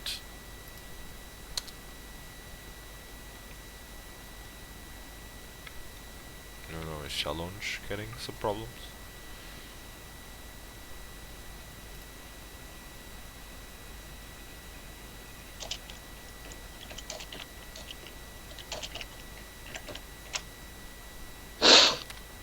Okay, challenge is fucking up. So that's it about predictions, since Challenge is fucking up. So we should go over another game. Quarterfinals What one going. are you going to watch? Let's go over Bonsai versus Buns, since it is now Yeah, finished. as you wanted to before, yeah. So I'm gonna post this on Twitch. So this is the game we're gonna review, and I'm gonna load it up now. Okay, so let's take a look at Bonsai's picks. Who actually is Bonsai? I don't remember ever playing him. Let me check very quick. He used to be known as Bonsai 80, and he joined WarLight on 2015. So it's either a new player or alt of someone. Okay, so Bonsai picks 1-2 in Western Lake Estonia, which is actually pretty okay. It's first turn bonus, and you can expand into the +5 later on. Although it has a wasteland there. Wasteland. Yeah, it has a wasteland, but it might still be worth it. I don't know. And then he picks 3 and 4 around Northern Sijagia Mountains, which is also pretty decent. Yeah, I also like picks in 4 bonuses because they are super efficient. Yeah. Then he has 5-6 up in the north. I don't agree with his 6 pick there, but yeah. well. I think if he gets 1, 2, 3, 4, then he is in trouble tough because I mean they are right between each other. He has very many wastelands around his bonuses. He can't really expand, except he really can't expand. I mean, check this out. Why the hell did he pick a 7 in a wastelanded area? I have no idea. He had so many other good options. Yes, Anolian Islands. He had. It's not even a counter. Yeah, what the fuck? So yeah, let's just ignore whatever happens after 6 and let's check Buns picks. And Buns goes for 1-2 in the south. Though yeah, those look pretty good. Then he has a 3 in Northern Shiadia Mountains. 4, 5, 6 around the +4 that can be finished on first turn. So I guess it's more of a counter to it. And then 7, 8 in Sinolian Islands. So yeah, Buns has much better picks in my opinion. Do you guys agree? Yep, I agree with that completely. Okay. I wasn't listening, but okay. Bonsai is on the chat saying there's nothing to see here, that he played like an idiot after a good first game. So sorry about that, Bonsai. But nice to have you on WGL, so please stick around. Let's see what they got. And yeah, his picks are gonna bite him in the ass. Buns has a much safer position. So I'm gonna play the game starting now.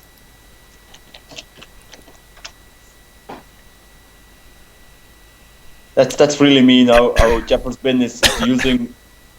He's putting me as a bad person on the chat because I wanted to be nice to Onoma and told him that he will improve when he wants to, but apparently that was the wrong thing I could say. And now I'm a dick. I thought you were always a dick. I don't understand it. Well, he was a prick before. Ah, so that's evolution right there. Now, yeah, he's evolving into a dick. Congratulations, that's the American way of evolving. You start as a prick, then you go into a dick, then you'll be an asshole. At least you're not a dick and go in the asshole. Yeah, that would be At least gay. you're not a pussy. I'm going to try to invite Timinator to join us on the call, but he seems to not be accepting for some reason. He said he couldn't today. Oh, okay, so that might be the reason. I can also He try has to stuff to do. join Latnox if he's interested. Let's see if he accepts. And if he's even still around, he might have left already. Let's see. Because Master of the Dead is... Actually, I'm gonna kick Master of the Dead, because he's not doing anything here. Is he still playing? Yeah, I think he is. Hi guys. Hi, What's Latnox. How you doing? Hey, Latnox. Hi. Hey. Thanks. Fine. Yeah, these guys weren't commentating for shit, so I thought I would get a professional here. Yeah, Very Latnox cool. is always the idol of commentating. He knows exactly what the spectators need and want, Yep. And and all gives it it to is them. for him to say Poland. I'm not going to say Poland, okay? And they did it. Yeah. Damn, Thank you you. tricked me. Uh, Well, so I've been following the game until now, and well, actually, you've said all the most important things here, like the balance having advantage. So I don't know what kind of expert professional stuff you want me to tell.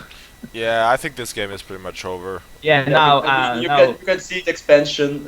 Where does Bonsai want to expand? mhm. He can't. Yeah, he just eliminated They're how all wastelands.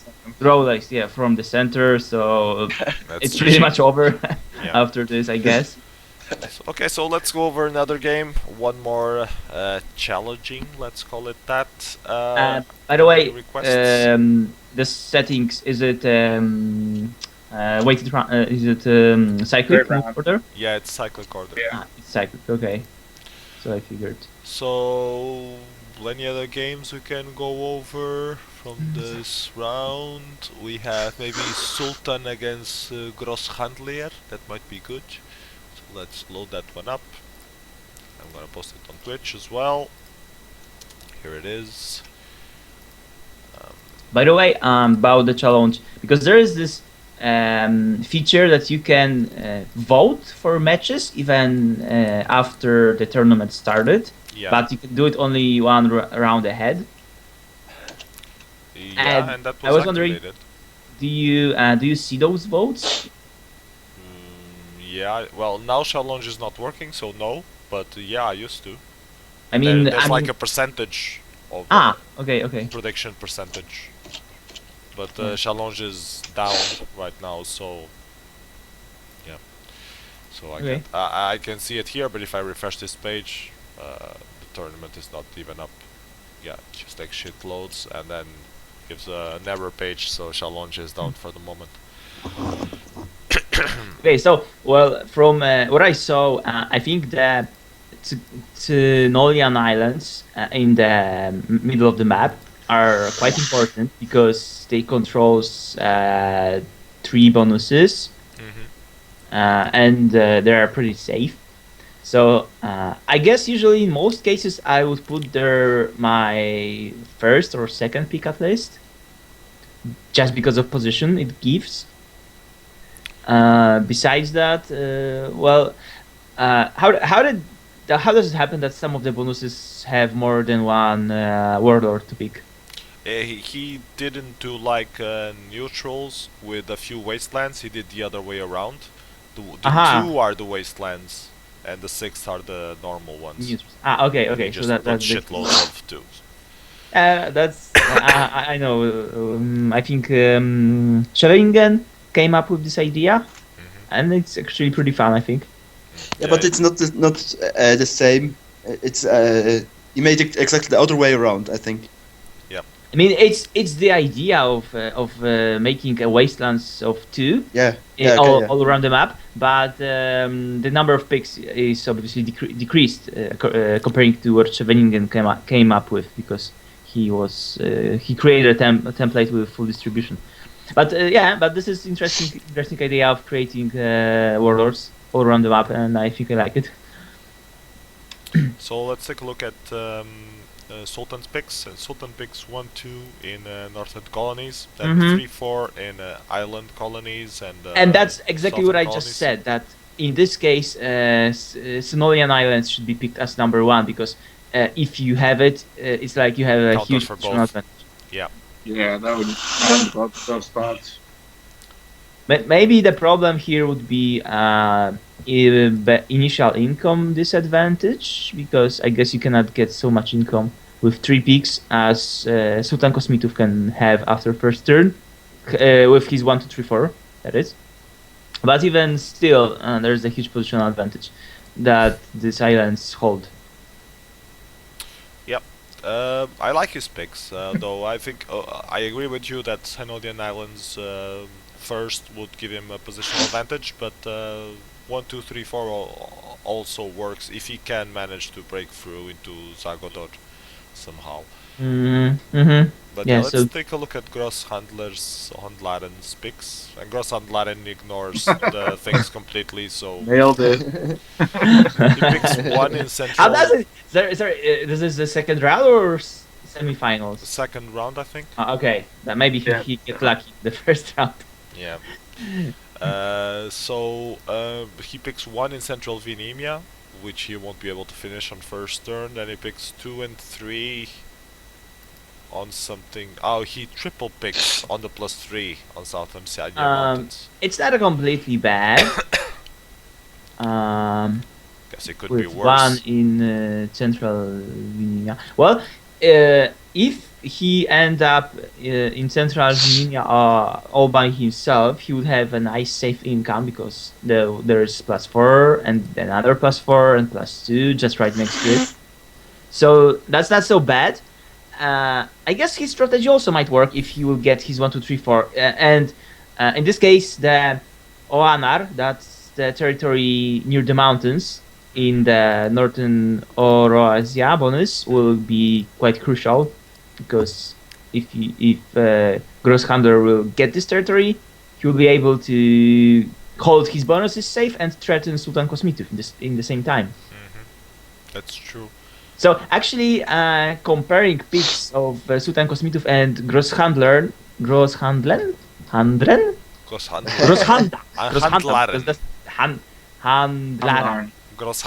Because it's German name, obviously. I think it's Dutch. It's a Swedish or Finnish or something. Swedish? Grosshandlaren. Oh, that Fucking hell. because I don't know why, but they're pronouncing N as A. Oh. Okay, anyway, I think that his picks might be better. Yeah. And for those wondering, it's not just me sick. Must have Disaster seems to be sick as well. Yes, I'm sick, yeah. I've got a sore throat too. Yeah, what about you, Latnox? Are you sick? No, I'm not. But actually, all my friends are. Okay. So maybe you're already all your immune. WarLight friends. Yeah. So let's take a look really, at what we really. got. And I think Sultan Kuzmitov will have a very good initial income. Okay, let's just play this out and see what happens. I'm gonna play the game starting now. 4 turns game, so it's gonna be very long. I guess it will be like Sultan arrives at Oanar and the Grosshandlaren realizes he has to surrender. Sorry, that's me.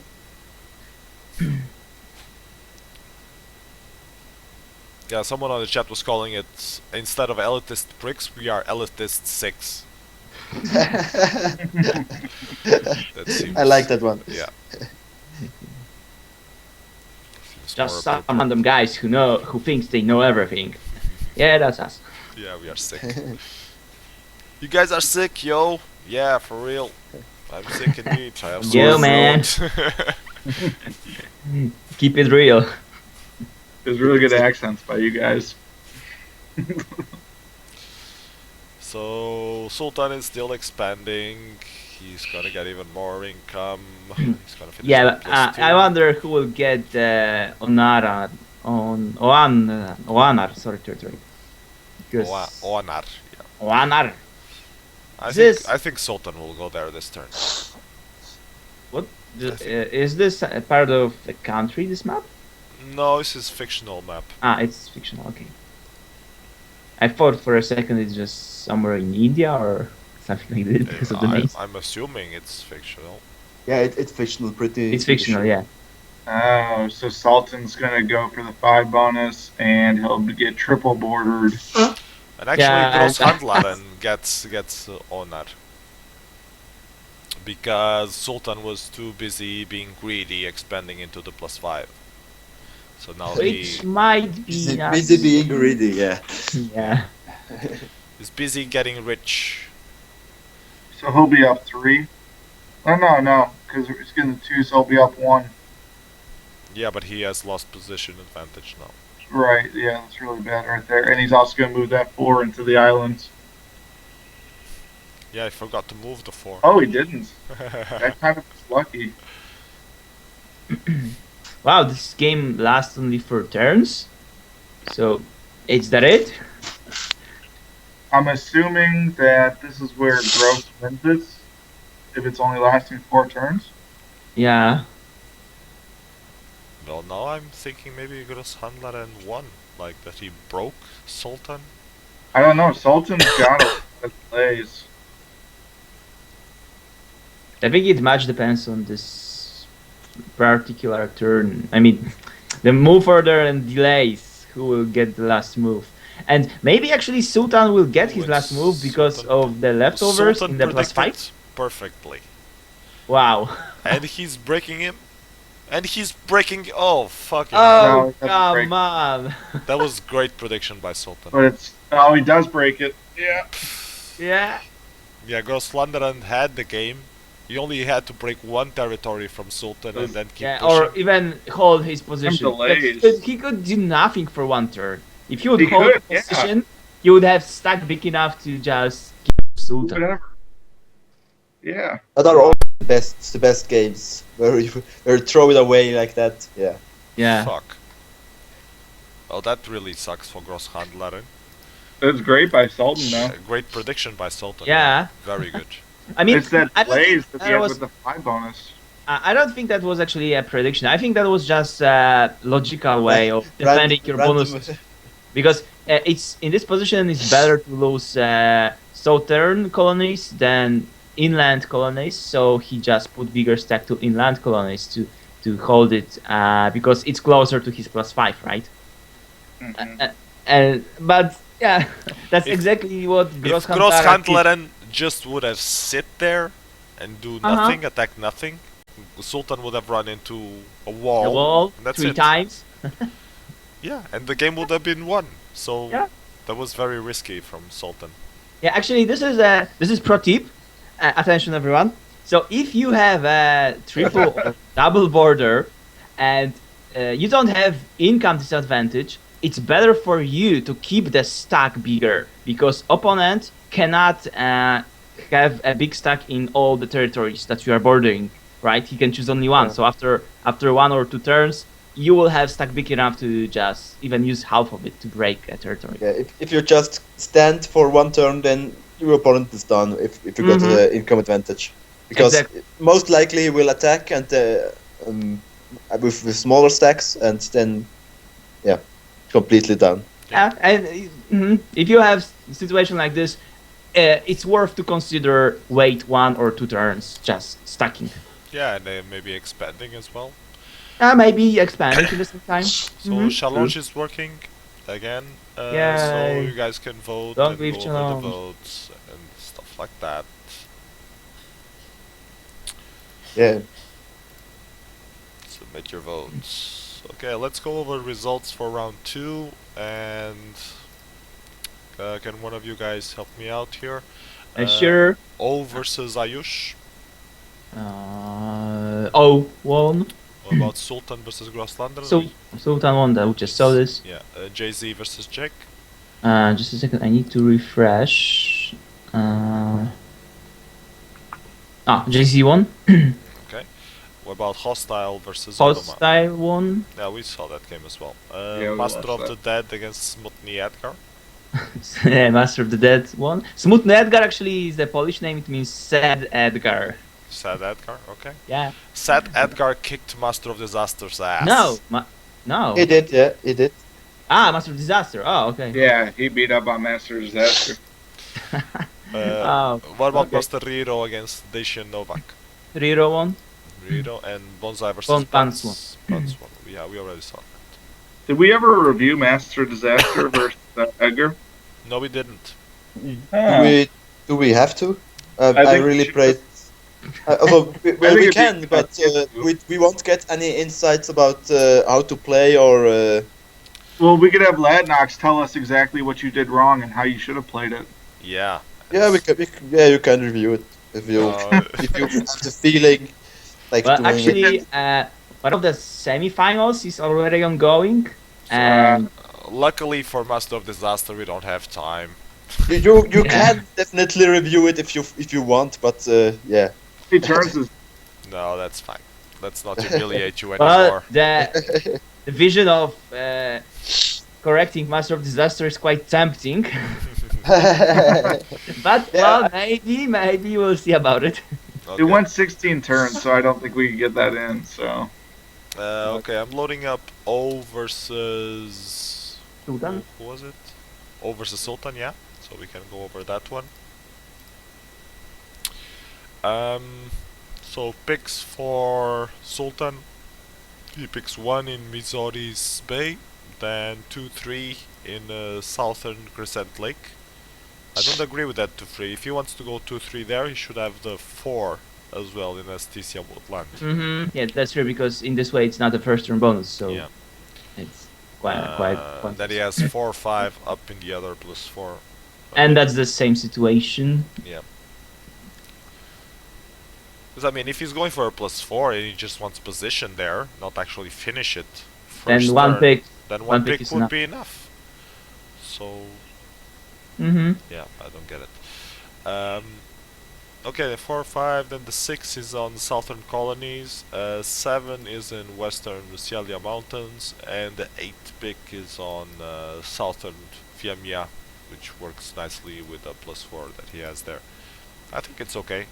They are okay picks. And the rest, let's say, is fine. Okay, do you want to go over O's picks, Latnox? Sure. Well, we have 1 in Mirosi's Bay, so it's the same as Sultan. 2 and 3 on, and 4 next are on the +4. So this is going to be interesting, because the one who will end up with 2 picks in this area will be on the worst position. But even though if he got his 2 and 3, he can still finish +3. So he has I think it will work a bit better for him. Yeah. If he end up with 2 picks there. Then 5 in southern colonies, that's okay. 6 in how this is called? Southern Vimia. Southern Vimia, yes. Then 7, I don't 8 in know. the south. Well, it's western safe, Sinolus. so maybe. And 7, 8 around western Salamis. Well, 7, 8. I also don't see why to put 2 picks there, because as far as I remember, I think you can get 7 and 8. Am I right? No, I think 1, 2, 3 your opponent. one is the counter. For you, no, you're right. Okay, you cannot 7, 8. Okay, so that's fine. If you get your 7th, you won't get your 8th, and Yes, that's true. That's true. Okay. Okay, so let's see what they got. I really wonder how it will turn up in this +4 area. So yeah, end up having 2 of his picks there. That's bad for him, but well, he can he? Yes, he can still take +3 in the first turn. So well, let's see what will happen. I think the Sultan have a slight advantage, having his first pick and obviously having yes Satya. So, but well, I'd like to see how it will turn out. Master of Disaster is sabotaging our commentating. Yeah, I could. Serious, you're okay. I could as well end this call. I don't know what's going on. Yeah, you're sick. I think You I'm sick bastard. Yeah. Okay, let's play I this out. don't think yet, but now I think it's time.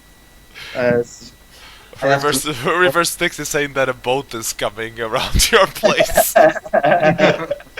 There are no boats in Swiss. They only have like a lake. It doesn't really count as. We have multiple lakes, and they are big, and we have even a navy, basically. I heard you have submarines in Geneva Lake. We have Come on. Okay, see you guys. Yeah. Goodbye. I'm Thanks still for up. commentating. Okay, take care. We'll commentate. Yeah. Okay, I will. What was that? He left us on a high note. No, that's why I put that in to sign him off. Oh, sorry, I want to cancel one thing that I said. It is impossible to get the Eastern Frontier in first turn. There's no connection between Inlake and OAS. Yeah, there isn't. You're right. So okay, so that puts O in even worse position. Yeah. Okay. I think Sultan has advantage here, unless O manages to get into Zukaisa and blockade it there. But even still, I think it will be hard for him to go over Sultan. But well, let's see what happens. I'm gonna play the game starting now. Oh shit. And meanwhile, seems that Lolicon changes avatar because of the comments we were making on WGL. Says Zonoma. I don't know if it's true or not.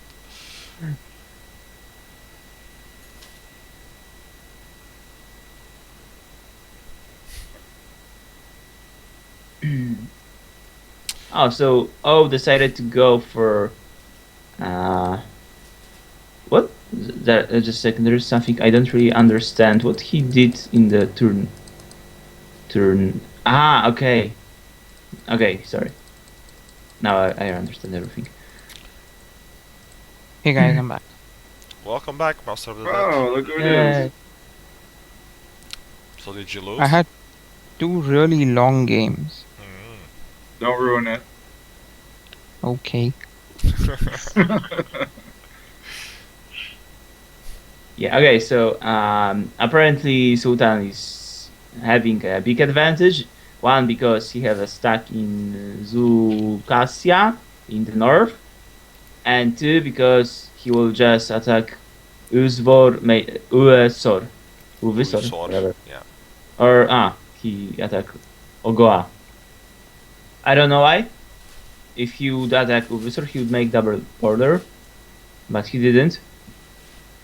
He's just going to break one bonus after another, so I don't really see how O can win this at this point. Yeah, Sultan actually went for Ogowa instead of Uvisor. I guess he didn't. He assumed that O was not working on the +3, but that he was actually going for the +4. What? How could he do the +4? I don't know. He had intel that he was in Lake, but not that he was in Asteria Woodland. Anyway, it doesn't matter because O attacks him first and runs into a wall, and now he just. Yeah, why would he attack him? Yeah. I don't know. He was silly, and O just surrendered after that. So yeah, congratulations, Sultan. You move on to the final. And Lolicon changed his profile picture. Wow, whatever. Let's do it. And now we have Jay-Z Another versus Lolliger. Hostile. Jay-Z versus Hostile. Let's copy that.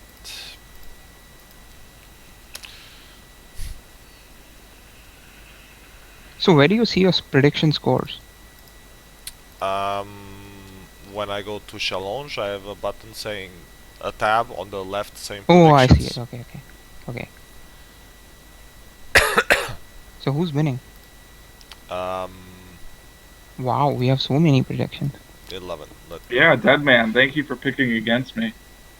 Fuck, I Well, I already knew you were losing, so I thought I'd cash in on that. Second time I do this. I open predictions and they by default show email of the people who predicted, which is bad.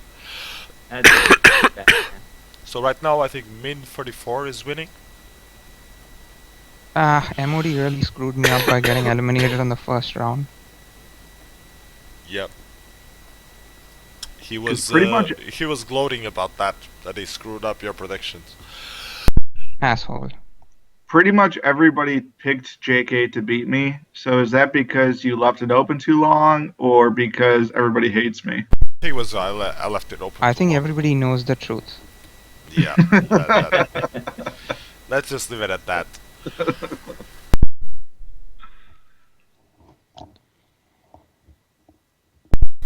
Okay, I'm excited to review one of these games. I don't really want to talk about it yet, though. Andy versus Deadman. Did you guys finish the second round completely? Yes. Yes, we did. Oh, okay. Because my game against Mutney Edgar was pretty good. Well, too but late now. Unless we have to wait for the final. Then maybe we'll If you will check the game Master of the Disaster against Mutne Edgar. Yeah. Was it good? Yes. I heard so. We didn't check it, but yeah, well. Yeah. Anyways, we have On our Jay-Z versus roadmap, Hostile. Oh, you posted the link? Yep. Okay. Yes, I did. I believe so. Yeah. Yeah, you did. I think Jay-Z is the only one I've gotten right so far. All the way. Or maybe... She was not phased by Fizzer's presence on the stream, so she kept playing properly. I got Sultan as well so far, so... Okay, so picks for Jay-Z, she goes 1-2 in Eastern Frontier, which looks pretty okay. She can get countered in Isidra, but apart from that, it looks okay. Yeah, it would work better if she put Isidra and I guess she didn't Sevilla. put Isidra because she wants to finish the other +3 on the round 2, so this one gives a better position to go there. And also check what's happening in the south in Osuas. Yeah, that's also true. So, and then she has 3-4 in Western Sinolis, which also looks pretty good. Yeah. And then a 5-6 up in the north to combo that +3 with a +4, or just for position in the north. And then a 7 in Sinolian Islands, which is great for position. And then an 8 in Oroya Reach. Yeah, our picks are pretty good. I like them. They're fine. Well, actually, there's a lot of combos, first turn bonuses, and possible strategies for this map, for this board. So it's hard to say that this is the best way of picking or worst. Yeah. For example, I think I would go for Solonian Islands, like I said before, because I think they're in pretty nice spot, and here they're creating first turn bonus with southern colonies. So yeah, what do you guys think about Southern Crescent Lake? Where is it? It's in the southeast. It's the +4 in the southeast. Yes, but again, you need to triple pick it. Yeah, well, that's also an option. That's also an option worth to consider. Because, so if you think about it, I don't see the 2 bonus or the 3 bonus near it getting picked. And so if you get the FTB and you capture the triple border, you have a solid position against the northeast. And you already have great income, so... And you have nice expansion options as well. Yeah. That's, like I said, there are many strategies here on this board, all are worth to consider. Okay, let's take a look at Hostile's picks. Excuse me while I die coughing. Okay. And then he goes 1-2 in Oroiza Reach, 3 in the Eastern Frontier, and 4-5 up north in the Northern Frontier, and 6-7 in the Western Sinolis. So not the best picks. I don't really like his picks. I don't see the reason to pick 1 and 2 in this way. Well, 2 in Arao would work better because you still will get the same number of income, but you cover 2 bonuses, not only 1. Yeah, and you cover the 4 as well, actually, which makes the 4 useless. So I take that back. The 4 sucks. I missed the Southern Orissa bonus. But I don't like the solitary 3 though, because if you get it, then you're gonna be like low on income, and if there's an early fight, you lost. No, you can get both +2 in first turn, but how? No, well you don't need to add anything to. Yeah, but yeah, a little inefficient, but yeah, you can do that. You're right. Okay, so we see what they got. And yeah, Jay-Z got her 1, 2, 3, 4.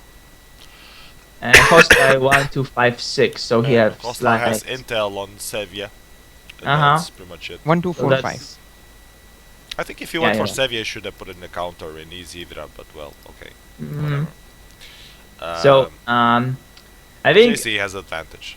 She has clear advantage here. She will have a huge +4 income on first round. She will be able to finish the +3 on the next round, and just that income alone will be huge. And she will probably expand into the +4 and Mhm. the +3. So whenever So they meet, it's only- Jay-Z will have a huge shitload of income, more The than only Hostile. chance for Hostile to win this is to surprise her with a big stack, because he actually have some intel, so that might happen. Yeah. But the question is, will he do it? Mhm. And how strong will she be before that? Yeah. Okay, let's play this out. I'm gonna play it starting now. So the game is longer as expected, 14 turns, because before the players will meet, some time need to pass. Suddenly Actually, we yeah, don't have expansion music. let me find something. I can find it. Hold on. What was it called? You mean the Star Wars elevator music? Yes. The Family Guy elevator. I have something better. You have something better. Yeah, let's see if I can find it. That Mrs. Fields is killing me.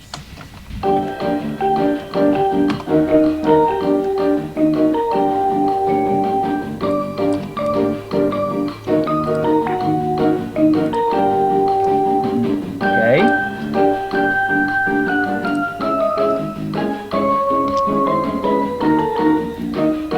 Okay, I'm gonna be gone for like 10 minutes. Don't kick me off. Okay. Okay. I'm not really contributing much anyway, so.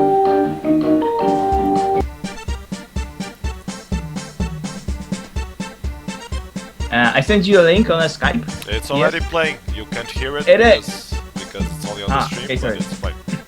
Yeah. I like your hat. Yeah. That's actually my ringtone recently.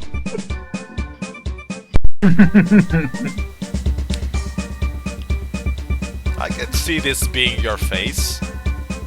Which one? I like your hat. Well, maybe. It feels very Latnox to me.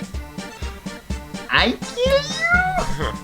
Okay, meanwhile on the game, Hostile is coming with a big stack into Inlake, so he might actually go into Vastesia Woodland big this turn and surprise Jay-Z. Let's see if that happens or not. And if that happens, Hostile will have a small advantage.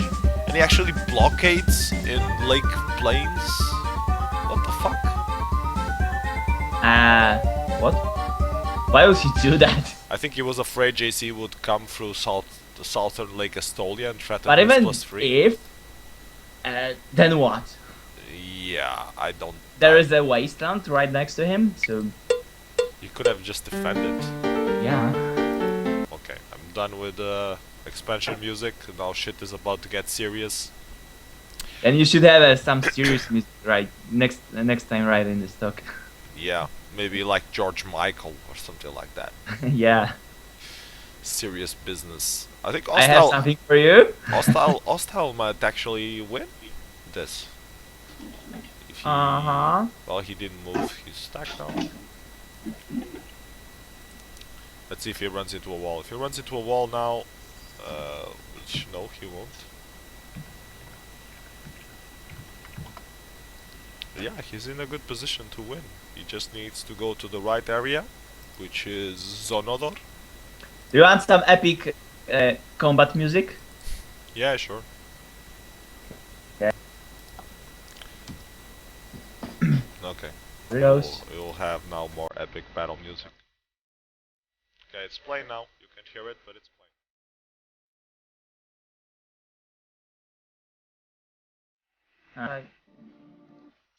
Well, not the one that I wanted. But playing. Jay-Z runs into a wall of hostile.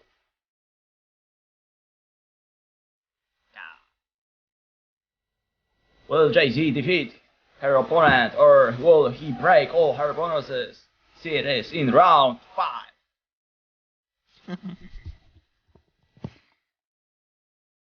Also, will PS clean his nose?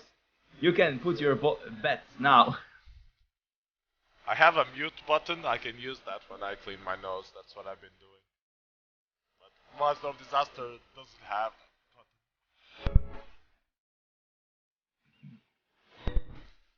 Yeah. Or at least he didn't figure that he had one. Yeah, this is very dramatic. Yeah.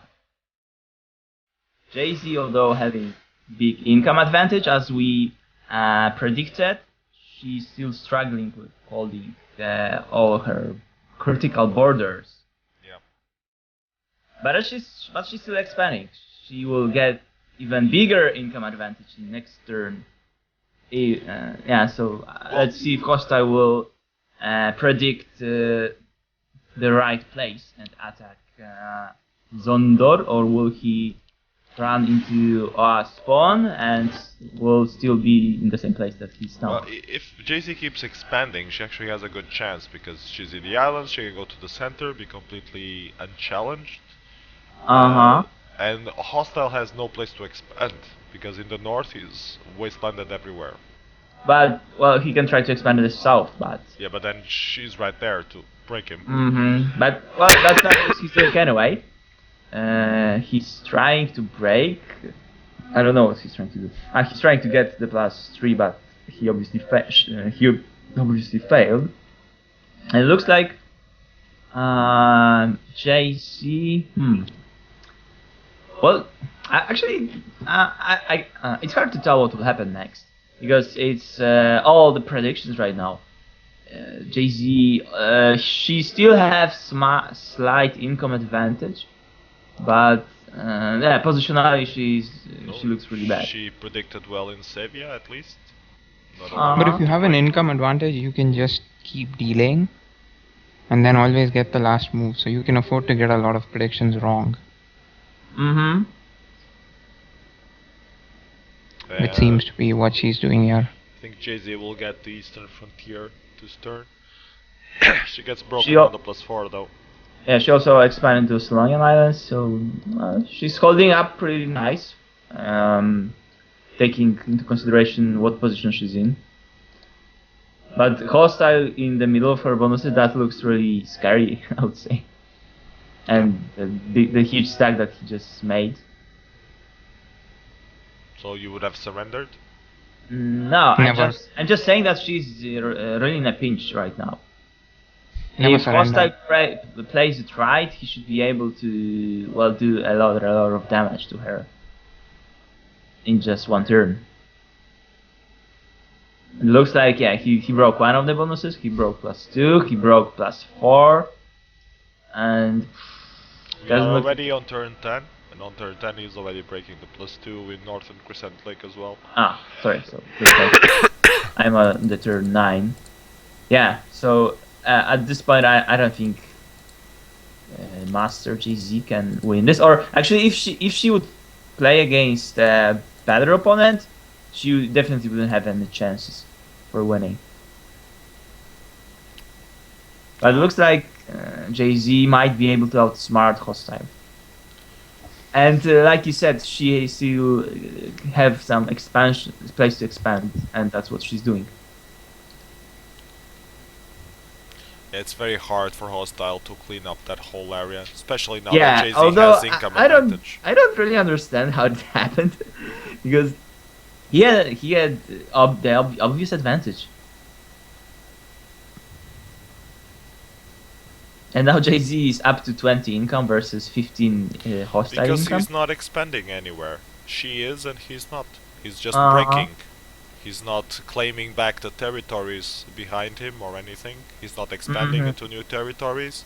While she is doing that, she's getting a new territory whenever she can. She got the Eastern Frontier back, for example. She got Southern Bjordor back, for example, and she keeps expanding into new ones, into central colonies and southern colonies. So that's giving her the advantage she needs. Yes, yeah, that's true.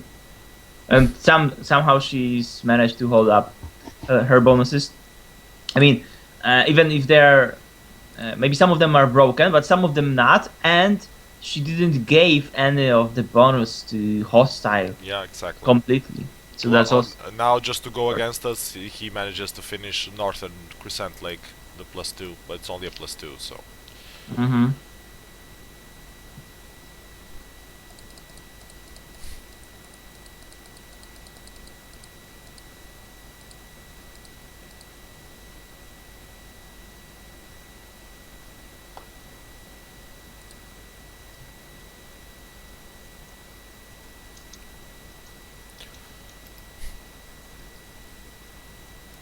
hold on, I have more battle music.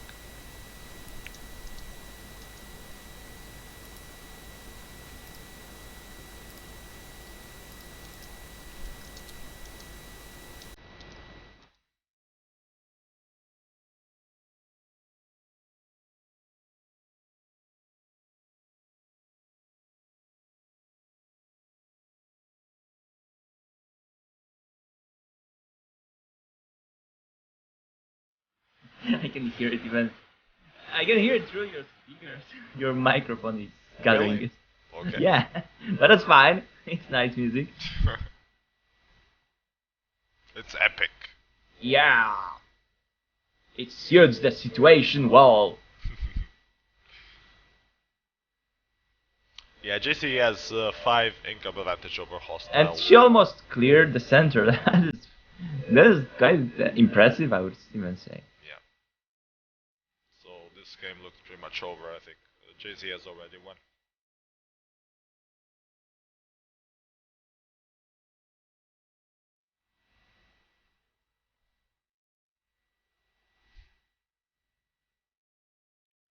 Yeah, I think Hostile's main error was stopping to expand. He should have kept expanding south on the western Lake Estolia, for example, and into southern Lake Estolia. Well, just get more actually, income. his bigger mistake was to blockade lake plains, because he closed his expansion options this way. He wanted it to be safe, but he also closed up his expansion options. Yeah. But, well, he did quite well, I guess. As much as I don't like Dark Lord's clan, I have to say that it's alright in this game. Okay, game is over. Okay, so no more battle music. Good game, Hostile. Congratulations to JZ for advancing to semifinals. Yep. Okay. Other games that we can go over is Andy versus Master of the Dead. Mm-hmm. Are you up for reviewing that, Master of the Dead? Yeah, I'm here. Okay, so let's load it up. I should probably post it on Twitch as well. Hold on. Here we go. Okay, so do you want to go over your picks? Yeah, sure. One sec. I'm just opening it up. Yeah, so there were like so many first round bonuses. I didn't really know what to do. It was kind of a lottery. So there's the 3 bonus Southern Beardor in the east. There's Central Colonies in the center. And there was Northern Frontier in the north. And then there was the 2-4 bonuses, which can be triple picked with the Wasteland in the 2 bonus. And I figured let's focus on getting the 2 bonus in the center, because it exposes the Central Colonies if that was picked. Mm-hmm. And then I went for the Eastern Frontier with a 3-4-5. And if I lost that triple pick, then I would have a lot of intel. If I didn't, then I would have a good counter to the 2 bonus. And then I went for the 2 bonus in the north because I wasn't sure if I was going to get 2 picks there, so I just wanted like 1 pick. If it was 1 pick, I didn't want the 3 bonus because it'll take a long time to get. I would have gone for that 3 bonus up in the north. With a solitary pick? No, with 2. But then what do you not pick? Because then you can't pick 1, 2, 3, 4 in the center and the east. Yeah, that's true. And you have to have something in the east for sure, because there are like a lot of FTPs there. And I felt like the north can be countered from the center easier, maybe. And if you pick the 3 bonus and you get countered by the 2 bonus without intel, that just sucks. Yeah. Yeah, it's hard layout to pick. So yeah, it was like too many options. Yeah, there are a lot of options. Let's take a look at Andy's picks. And Andy goes for 1 in Central Colonies, then 2, 3, 4 in Southern Crescent Lake, then 5, 6 in Southern Sialia, and a 7 in Central Colonies as well, then the 8 in the Eastern Frontier. Well, that's pretty risky because his number 4 is on Wasteland bonus, so it's kind of wasted. I think going for 2+2 bonuses in this case would be much better. Yeah. I actually considered both the 4 FTBs, but I decided that the 2+2 is definitely better because it gives you much more coverage. Yeah. Yeah. And you don't have to pick the Wasteland. And yeah, that too. Okay. Well, let's see what you guys got. And you both So get you your 1, 2, 3, 4. both got 1, 2, 3, 4, yeah. But I think in this case you're in an advantage because Andy cannot really finish his Central Colonies. Yeah. And like you said, you have better coverage. So once you get the Eastern Frontier, that's a +3 right next to Andy, and it's almost over. I mean, if you get it. Yeah. That is. Okay. Okay. So do we see how it plays out? I'm gonna play the game starting now. So Andy goes for the first turn bonus. Obviously, that's all he could do now.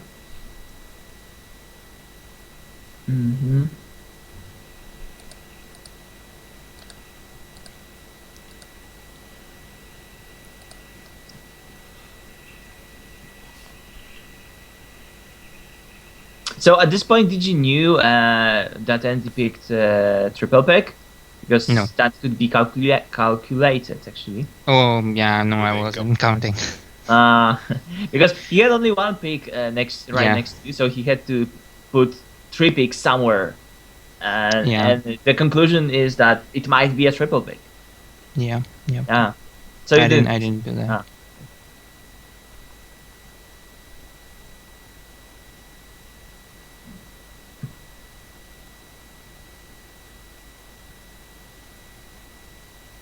So Master of that keeps expanding.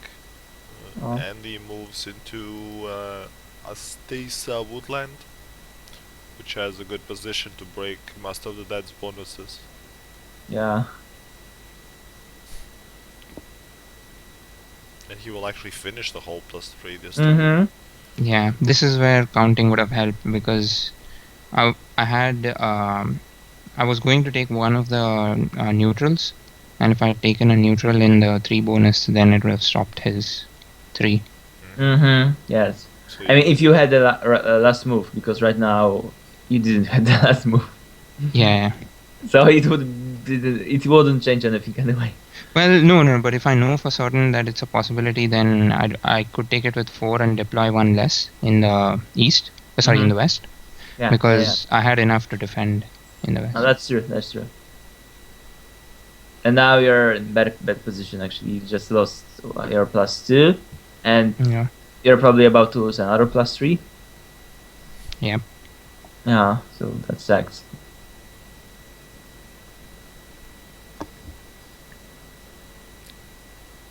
Yeah, I think Andy is going to win.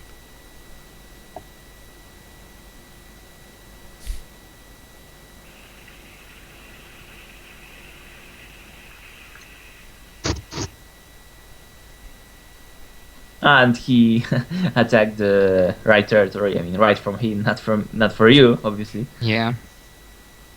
So you're 2 income less than he at this point.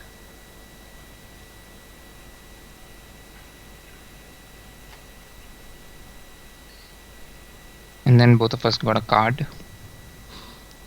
And you still don't surrender? No, never surrender. This game lasts for 13 turns. Didn't we say that we have rules at WGL and one of them is never surrender? Yeah. Hold on, there's a troll in the forum. Let me just ban.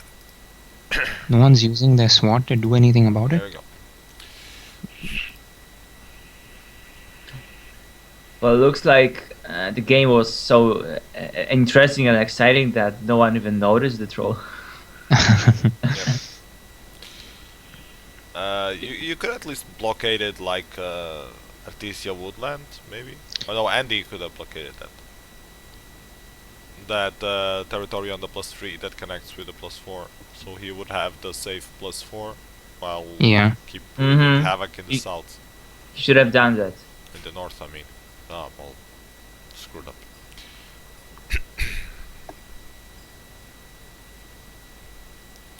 Actually, I made a mistake on turn 6.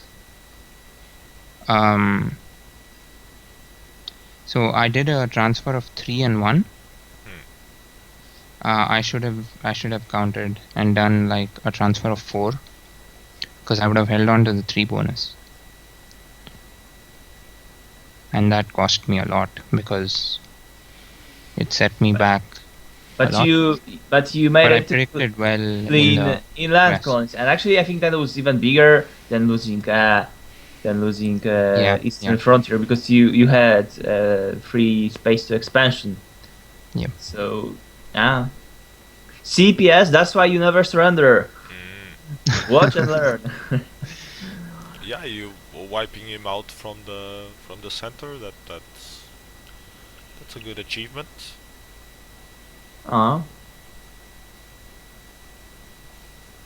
Yeah, then it was crazy delay wars.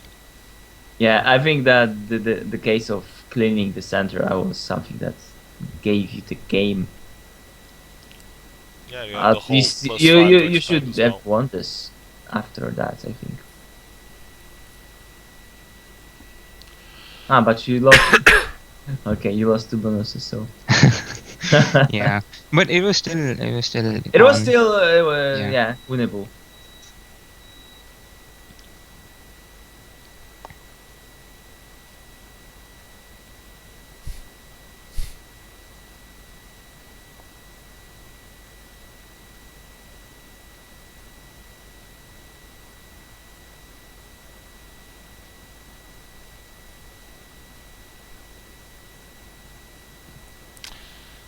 And this is why I don't like this template, because of this delay crap.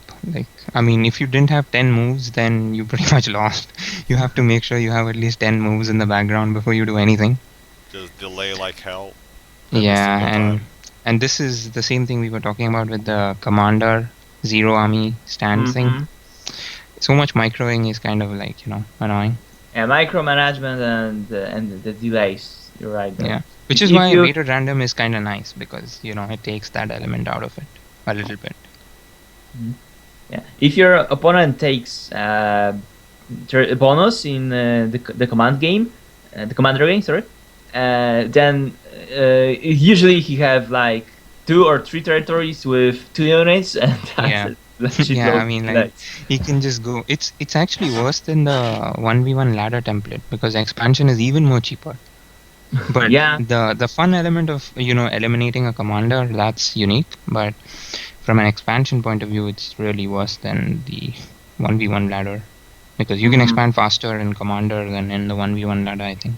Yeah, actually, that's the one thing I've noticed, that if you make a bad expansion on the first 2 turns, or if your expansion on the first 2 turns is disrupted by any way, then you most likely lost. Because then there's no way to come back. In which template? On the commander template, the seasonal. Yeah, I haven't watched too many commander games, but I saw a few WGL games, and I felt like, this is going to be another delay fest. Yeah. So now Andy finally has income advantage over you, but you still have a small stack. And I think of his income.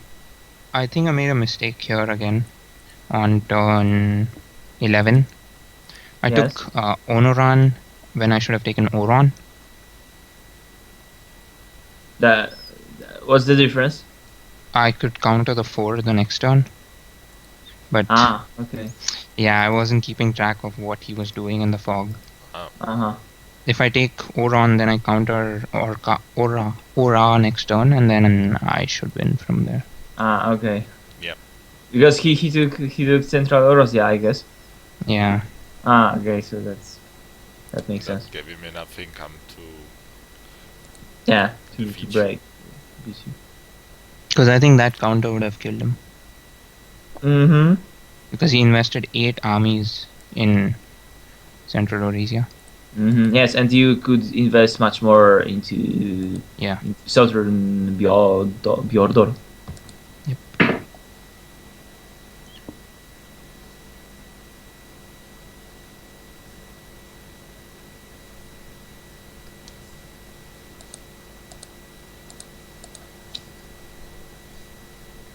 The people in the chat are discussing about the delay moves of the no army stand guards thing. WCT is mentioning that you should have multiple delay cards, then the issue is mostly moot. I remember having this big thread discussion about this. Oh yeah. Where we proved to him that this is not true. I don't know. I didn't even follow that thread. You will always need. You will always try to out-delay the other guy, even if you have shitloads of delay cards. It's always to your benefit to still try to do the I kind of see what he's saying. If you have so many delay cards, then it becomes a point of who plays the delay card to get a delay. But that, I think, comes down to a little bit of luck then, because you don't want to use too many, so you're predicting how many delay cards they're going to use. Yeah. If I understood it correctly, but I wasn't following closely, so maybe I didn't get the gist of it. But yeah. But yeah, this game was done. Sorry. Timinator is ripping him on this issue. Timinator is a bully. Yeah. Sad but true. Andy won, so congratulations, Andy. You move on to the semifinals. Yeah, he made some nice predictions there in the 3 bonus, the Eastern Frontier and the Southern Bjordor. So well played there. So let's see, what state do we have the tournament? Are we already? Sorry, by the way, who's this WCT WL? It's just a guy? player. WCT. He is a player in. I think he's in the Optimum. Yeah. Something. What is the name of the clan? Optimum, I think. Optimum. Okay. You know the Optim guy, by the way. I don't know. That's just an idiot who played 12,000 games against himself, and he have like 95% winning rate. Oh, with that was 12,000 games. That was from the Elite clan, wasn't it? I don't remember. That was even before the clans were introduced. Yeah, but I remember they really cared about the stats. I played a game yesterday. It was like so rigged. It was by a guy called Black Dragon. So it's basically what map was that? It was on the Finland small map. It has like very few territories. It has like 20 territories, and one of them is a 1 bonus, and it's no luck cycle. So and I didn't whoever see gets that this stupid territory. And it's multi-attack, by the way. So you get that territory, you get income, and then you go smash everyone. It was so stupid. That was exciting. I blacklisted him after that game. Okay, so the final is already underway, so I guess we can go over the semifinals and skip the game of Riro versus Buns. Even though I'm sure but he said it was he came back from a losing position, or rather he had lesser income, and he came back. How do you know? He told me in the clan chat. So you think we should go over it? Never mind, it's 17 turns and Okay, so let's go over the semi-finals then. Rito won that game, by the way. Spoiler alert. So let's go over Sultan versus Jay-Z. Yeah. Well, Buns, it's rigged if you don't know about it, which is, I guess, my bad, but yeah. It's a rigged game, damn it.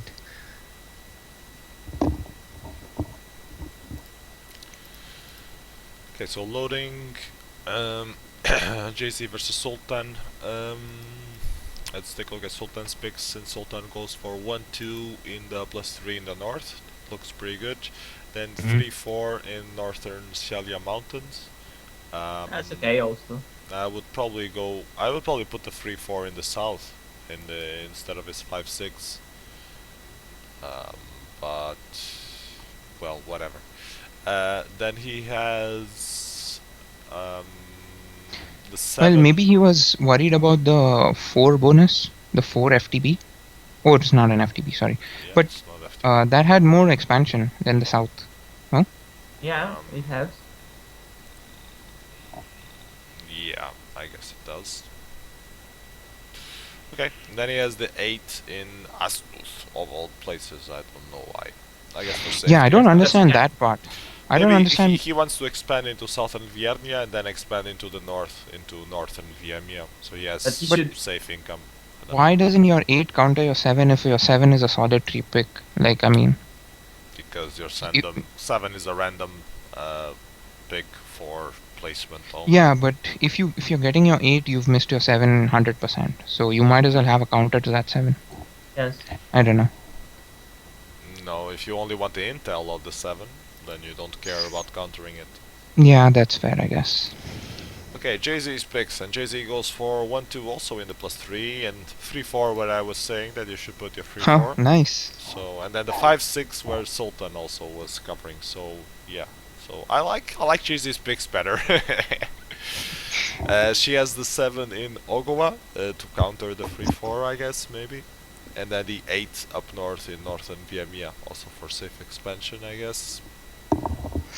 So they're going to split the 1-2 and they're going to each get their FTBs. Yep, I guess it will. Okay, let's see what they got. Yeah, it's true. And Jay-Z ends up with a cluster in the south. And Sultan does too. He ends up with a cluster in the center. So Sultan have a very nice intel about all Jay-Z's picks. Both have. Jay-Z got her 7th pick. Sorry, almost all. Yeah, but Sultan, with this distribution, Sultan has more expansion in the center than Jay-Z has in the south. No, so she have no expansion options. So that might give him a little bit of an advantage here, depending on how they get wiped out in the north. I think it depends on who gets to Mutoiza first. Mutoiza. What's that? Ah, yeah. It's in the southern Siagia mountains. Yeah. The 3 bonus. Whoever gets there first should win, in my opinion. Okay. That's true. That territory might be important. Let's play this out, and I'm going to play the game starting now.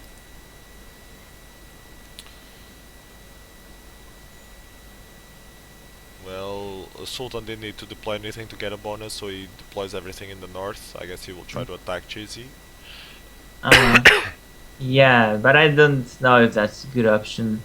Because he lost one unit that might be quite important with such a close game.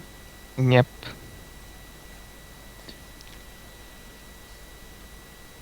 And I really like the fact that Jay-Z already predicted that there's going to be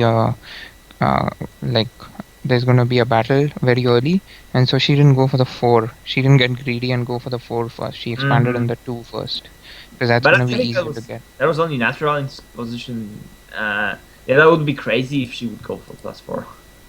Well, she could transfer Orois to Arao, right? But she knew Sultan's position. She knew that he have a +2, so it was obvious that she would get it. That would be crazy if she tried to get +4. So that was just natural. But well, actually, the fact that the Sultan used one more army to get his bonus in the beginning, and he put all income to the north, brought some nice results because he forced Jay-Z to run over all around the map and kill neutrals. Yeah. So it's not so bad right now. But expansion, his expansion suffers because of that. Yeah, now it's because of this one unit? No, I don't think so. No, I mean, eventually he's going to be short, right? Sultan? If he had that one unit, he can start working on the 4 bonus earlier. Okay. Well, actually, now what we can see, at least what I can see, is that Sultan is not really following your suggestion to get the southern Sia mountains, and he got a +4 instead. So, he's not going any closer to Master GC income right now. That's kind of bad. He started on the 5th turn. So I think he'll get there before Jay-Z. Yeah. Looks like. But the thing is, Jay-Z can also get into Lylan and flank from there. So Sultan's position is definitely weaker, especially because of that wasteland in Oro, which protects Jay-Z very well. Mm-hmm.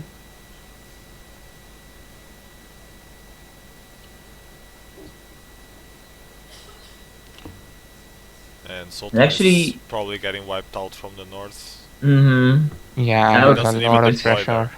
Doesn't even try to stay alive. Yep. So yeah, he just expands more, which will give him a little bit of advantage, but not for too long. Yeah, he knows her position. I mean, they both knows their position, so maybe he can count that he will get there faster, get to her bonus fast. But Jay-Z is already moving north into Roa, so she will be in Norisa next turn. So I guess whoever has first move in the 7th turn is going to be in a better position.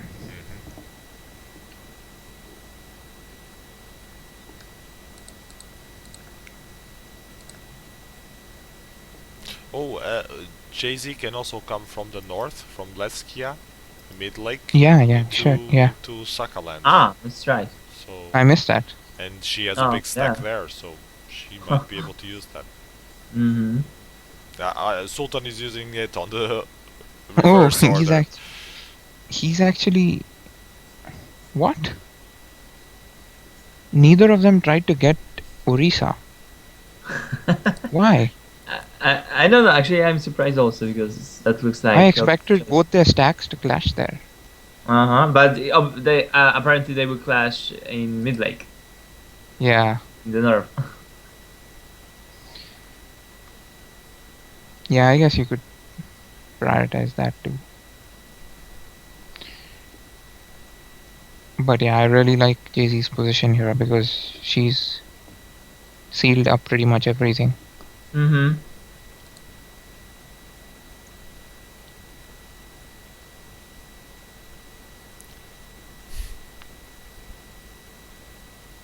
Oh no.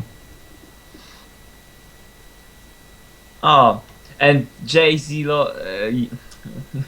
wasted her first order in this turn. Yeah, and where did she stack? Highland Village? Why? What?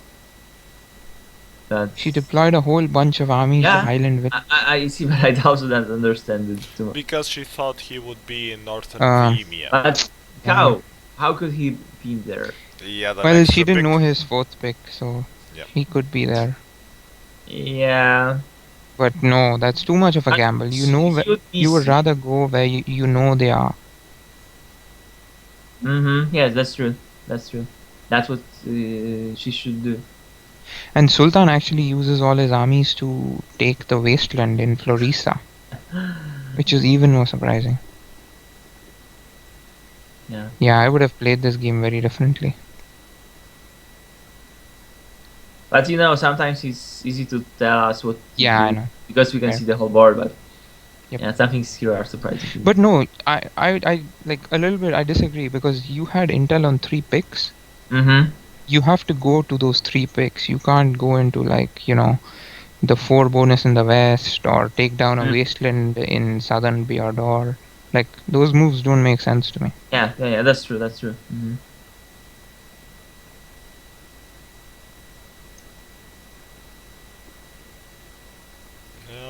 JC made a mistake. Oh no, okay, that's okay.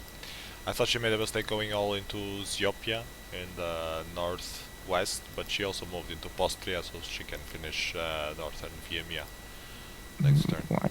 Where is this? In okay. Northwest. And JC runs into a wall.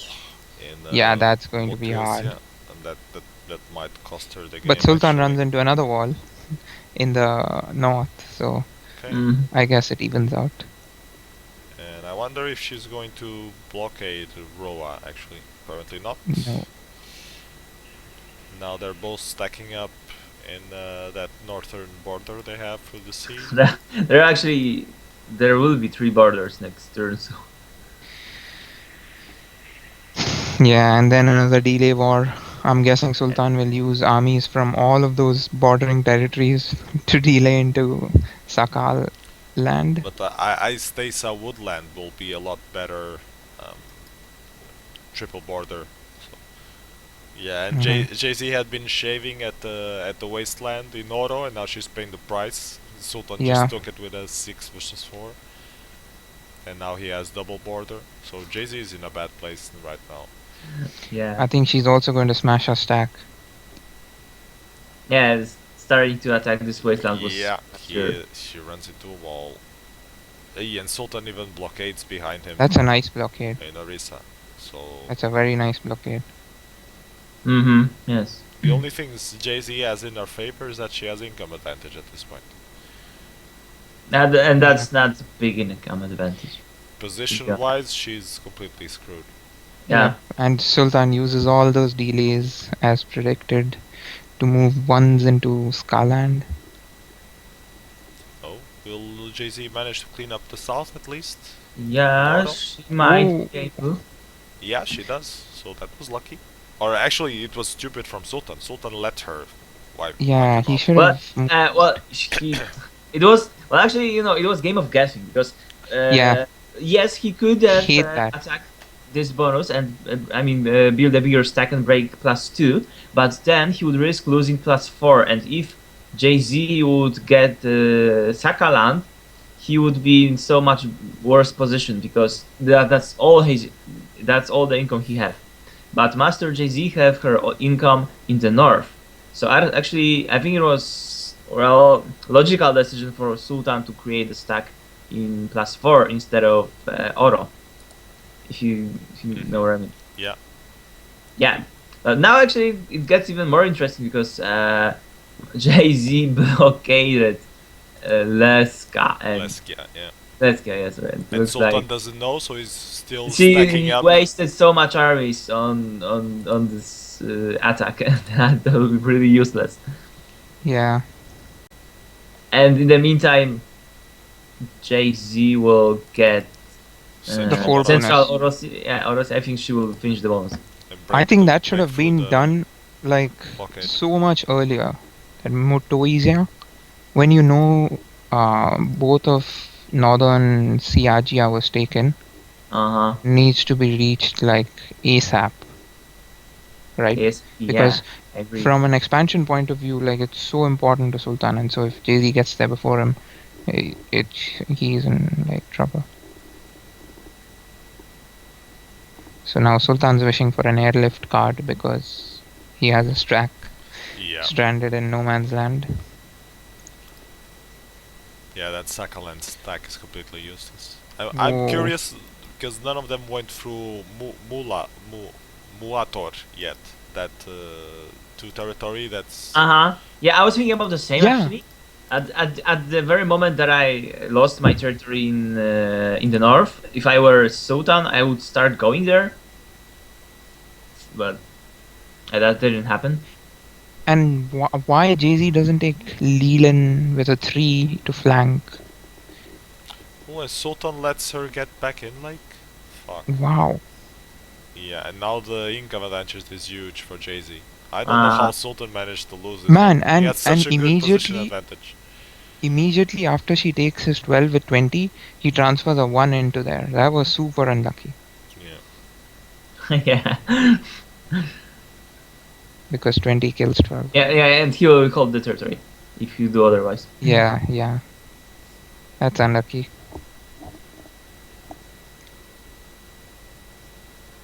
Well, but he was able to luckily defend his +3 bonus with just 1 left. But still, he have 5 income disadvantage, and that's huge.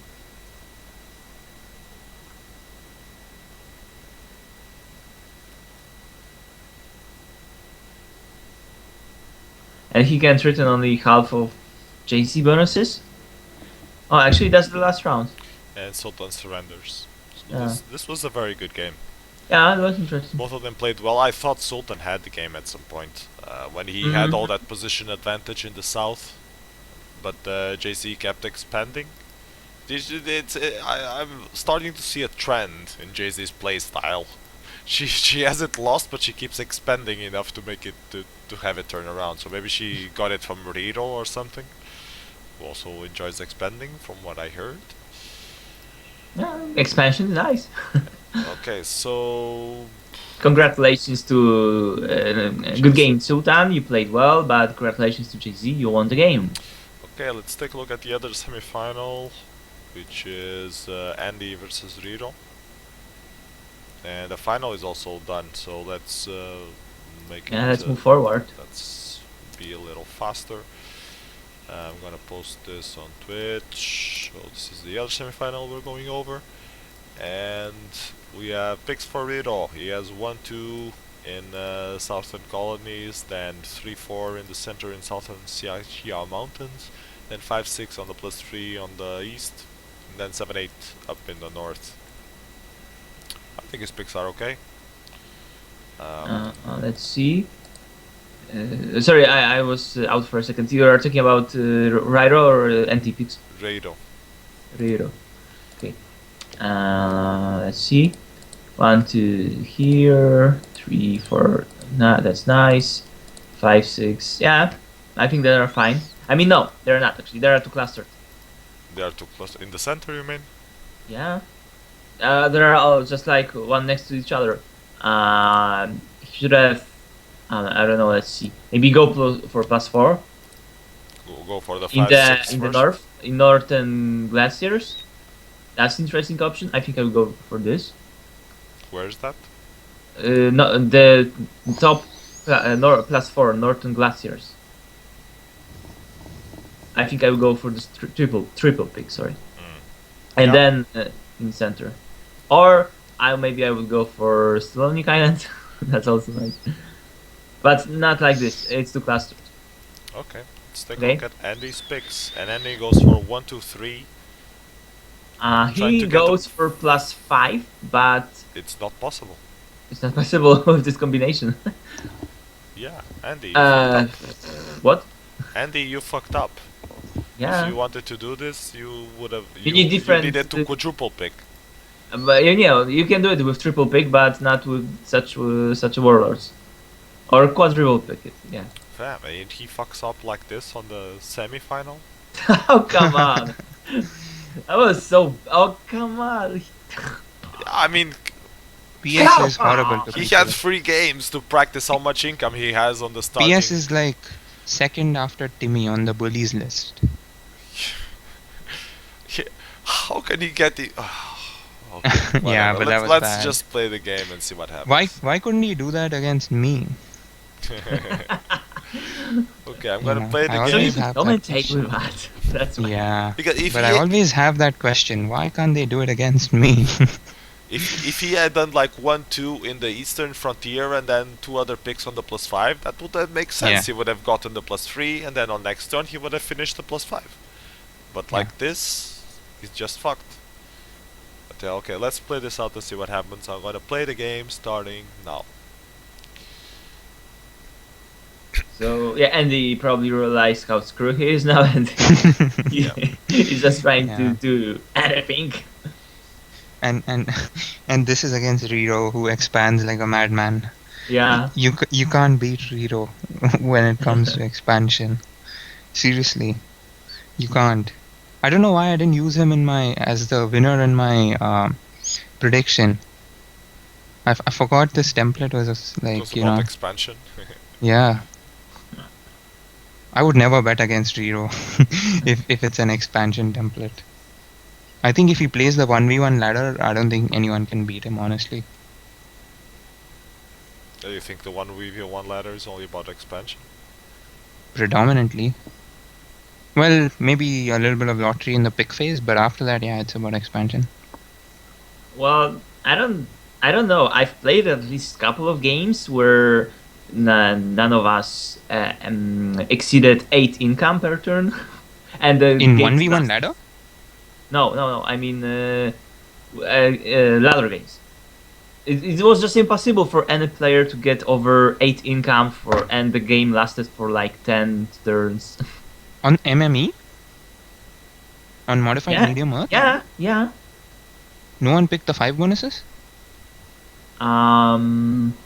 Okay, that was the old ladder, sorry. Yeah, it's medium earth, not Okay, five come medium on. earth. I'm saying like the old ladder is awesome you because have you to can't give- expand like You have crazy. to give Latnox a discount. He retired for a Yeah, couple of yeah, months, that's the reason. so the whole ladder changed, and he didn't even realize it. Yeah. He didn't even realize cards changed. He came back one day and he's like, "What the fuck is this?"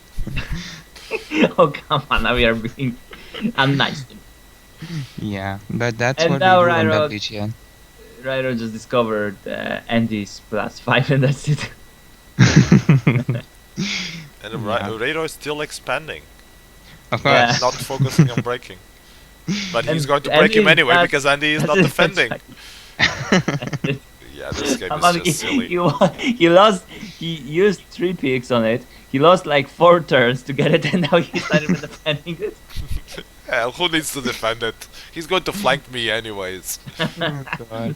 Yeah. Yeah, this Yeah. was a bad game for Andy. I think he Yeah. would have I feel rather. bad for him almost. I'm already going to put Rito past. I don't think he can. I don't think Andy can recover. Yeah, I'm just waiting for if Rito breaks the +5 or not. The tension is unbearable. And he doesn't attack. Rito doesn't attack this turn. He just expanded. You didn't even flank. Why didn't he flank then? I don't know. He should have flanked. Oh, because he wanted to hold on to the territory, and then he has the option of flanking in either direction next turn. Ah, okay. Okay, wherever. Man, that lake in the east is really confusing me because it looks Ah, like it it's looks like- Zero's territory. It Yeah. looks like surgery, that's true. I once lost because I played on Rise of Rome. No, sorry, it was Imperium Romanium. I played Imperium Romanium, and it was random distribution, and I changed my color to blue to confuse my enemy, and I didn't saw my 1 pick that I got in Britannia. That's the- That is funny. well, it wasn't for me. And after the half of the game, that's an old story. So yeah, after half of the game, I said, "Hey, they cheated. I had only 2 picks." That's how you win the games, Yeah, by sabotaging yourself. yeah, and my team.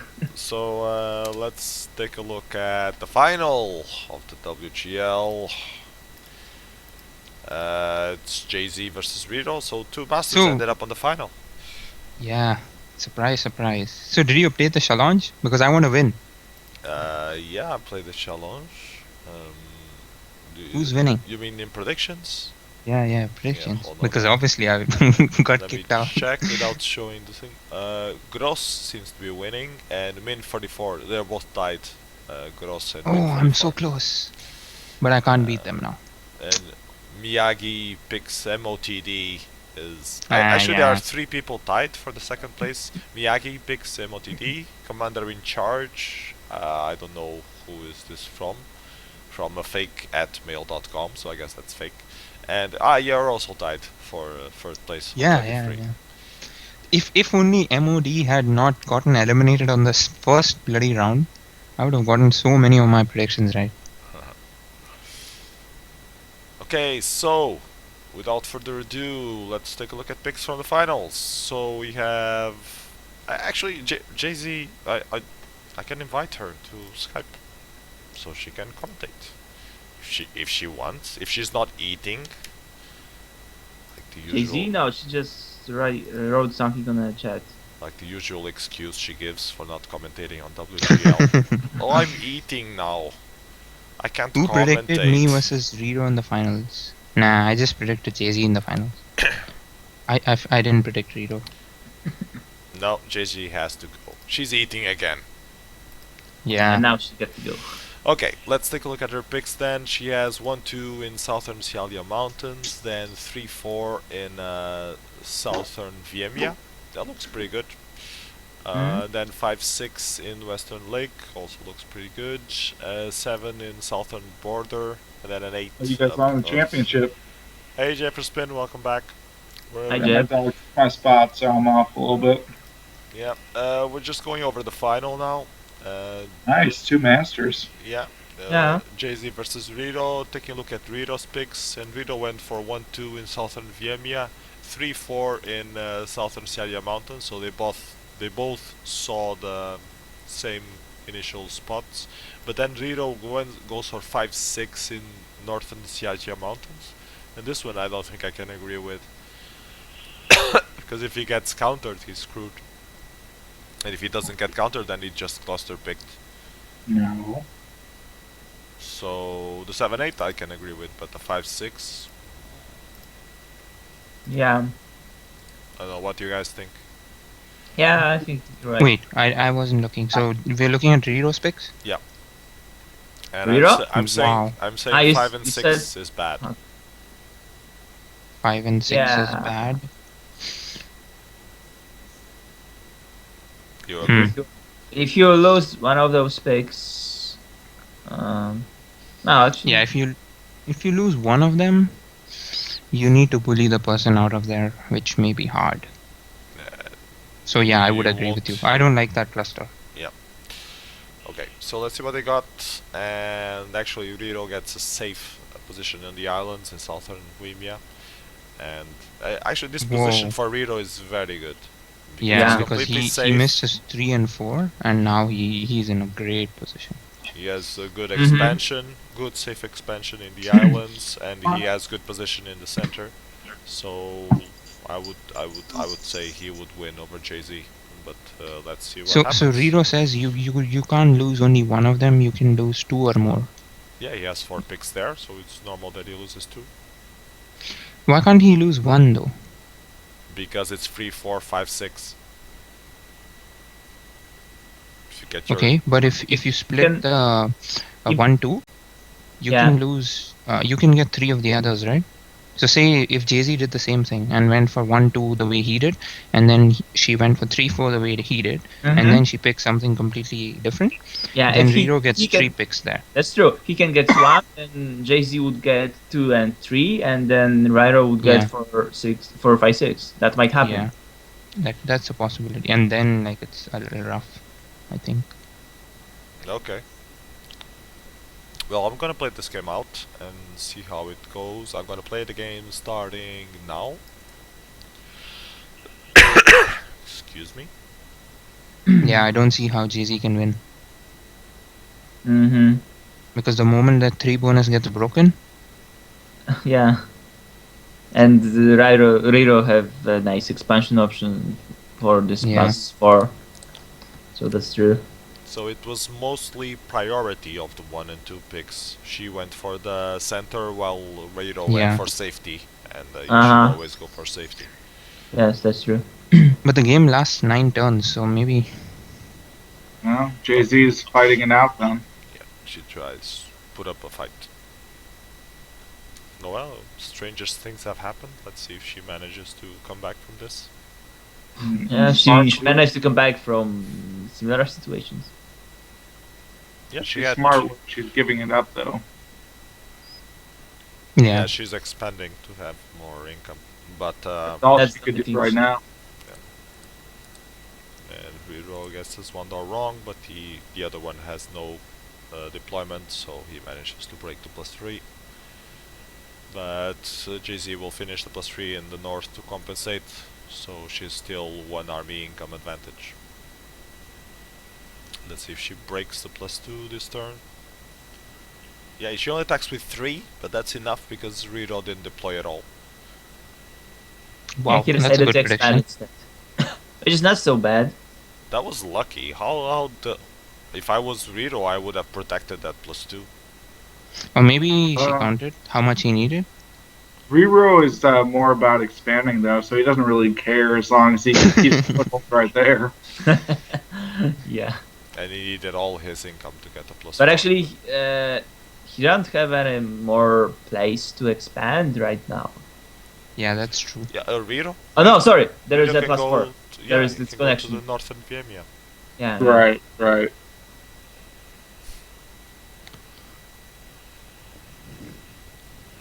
Well, Jay-Z is a bit stuck on expansion as well. She can go for the +5, but that takes a little while. There is also Northern Lake, Estonia. Although it's all the way around. Yeah, you have to go Yeah, you gotta jump around like... for a +2. It'll take, what, 3 turns? Yep. Mm-hmm. Yeah, those mountains really kill it. Meanwhile, Jay-Z takes the +2. And Rye takes that 3. Look at that. They switch spots. That's right. That's funny.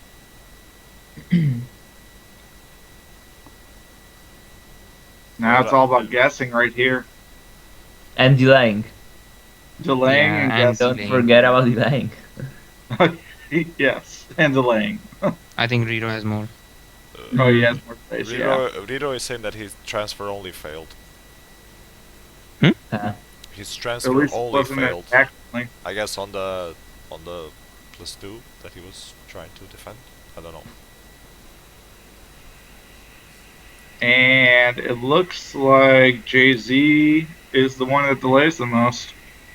Yeah. I didn't expect that. Oh, and she breaks the +3. Very nice. But Rye, of course, is always expanding, so it's just not getting worse. Oh god, this is so typical Rito. He's grabbed the 4 bonus. Brilliant. But this map is made for that. Yeah. So. Agreed.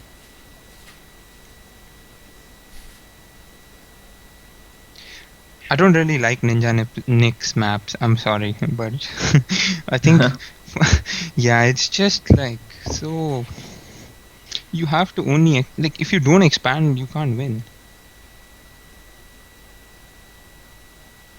Well, actually, that sentence is true for all the maps. Yeah. Yeah, but you know, like that's this... true for all WarLight maps. You have to expand. That's part of the gameplay. Actually, no, I disagree. That's not true. Like, I mean, on strat 1v1 any, you can't always just expand.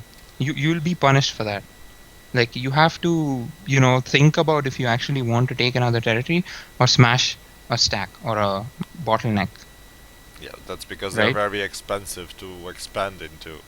Exactly, and have, like, so it's not 4 in all of them. Well, now we see. Yeah, where, but that's a part of the template, not a part of the map. Now we see where Rero really is threatening Jay-Z, because Jay-Z is going to go for that 5, and you see Rero's going to move over eventually and double border it.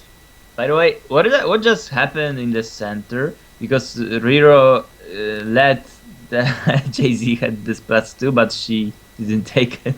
That's so funny. They see Can that 14 take a 9? No. Yeah, no. That was so close. Oh, come on, some just crazy things going up there. Yeah, that is insane prediction. Wow. Not only this, I mean the fact that Jay-Z could have taken the +2 back, but she didn't. That was funny. Okay, and Rito now see each other on the +5, so there's no way Jay-Z can finish the +5, and Rito has income advantage, so I think the game is done. That Rito is going to win this. This is the last turn, so. It was a template made for Rero. So it's really, it makes sense that he won this one. Breaks into I can't expand now. I don't think that's entirely true. I'm sure you'll find a way.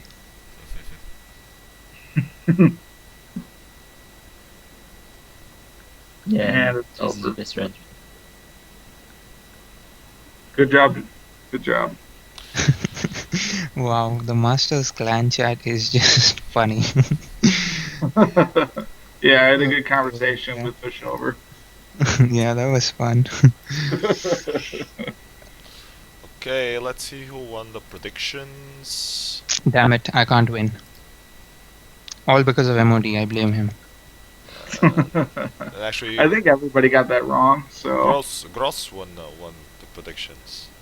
Did he? Yeah, he had predicted that the final was Jay-Z versus Rito and that Rito would win. So Wow. yeah, That is awesome. good Well prediction. done, him. I'm gonna Very post good prediction. Yeah. So you're saying that a master won here as well? Yeah, apparently. It sticks with that. What it's Timinator, Masters, and Turtles. Yeah, but Terminator doesn't play. He only plays when he makes the template, I think.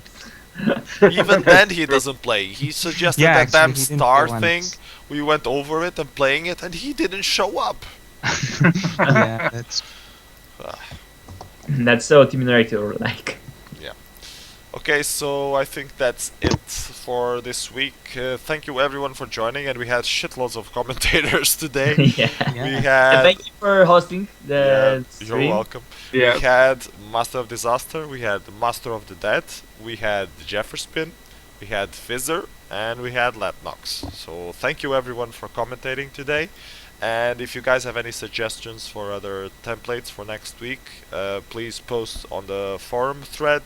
If you have questions for Master of the Dead about Manager League, you can also post them to him. yeah. Will you have any more like live streams about Manager I think we'll League? do one after all the rounds of auctions are over, Mhm. so that everyone knows what the clubs look like, and then we just Yeah. go. Yeah, I think I'm in the next auction, so that'll be interesting. I mean, Yeah. people pricing very high. I'm sure I'll go very low. But it'll be fun. I was thinking I- maybe you could have like a auction reveal kind of session, like Reveal? What do yeah, you mean? I'll reveal the results of the auction. Oh, Since but you- like we're doing them every 24 hours, so like there's always something happening, and it's hard to like have live streams on weekdays. No, it's not. Just ask Sephiroth to host it. He does it one every day. It pretty much does, yeah. Yeah, So, I guess he could do it, but I don't think I'll be able to make it because I'm at work at that time. yeah. But yeah, okay. he can That totally would do suck. it. I can give him whatever he needs. Okay. So yeah, and it was great to have Fizzer around as well, and we Yeah. got to talk a bit about the WarLight AI thing, which I want to check out a bit better at least. And I think Master of the Dead also wanted to check it out a bit. So it would be cool to see if guys who can program can enhance the much criticized artificial intelligence that we have in this WarLight. And now that it's open source, you can do it. So yeah, okay, that's it for today. Thank you everyone for showing up, and see you again next week. Bye. Yeah, Yeah. bye.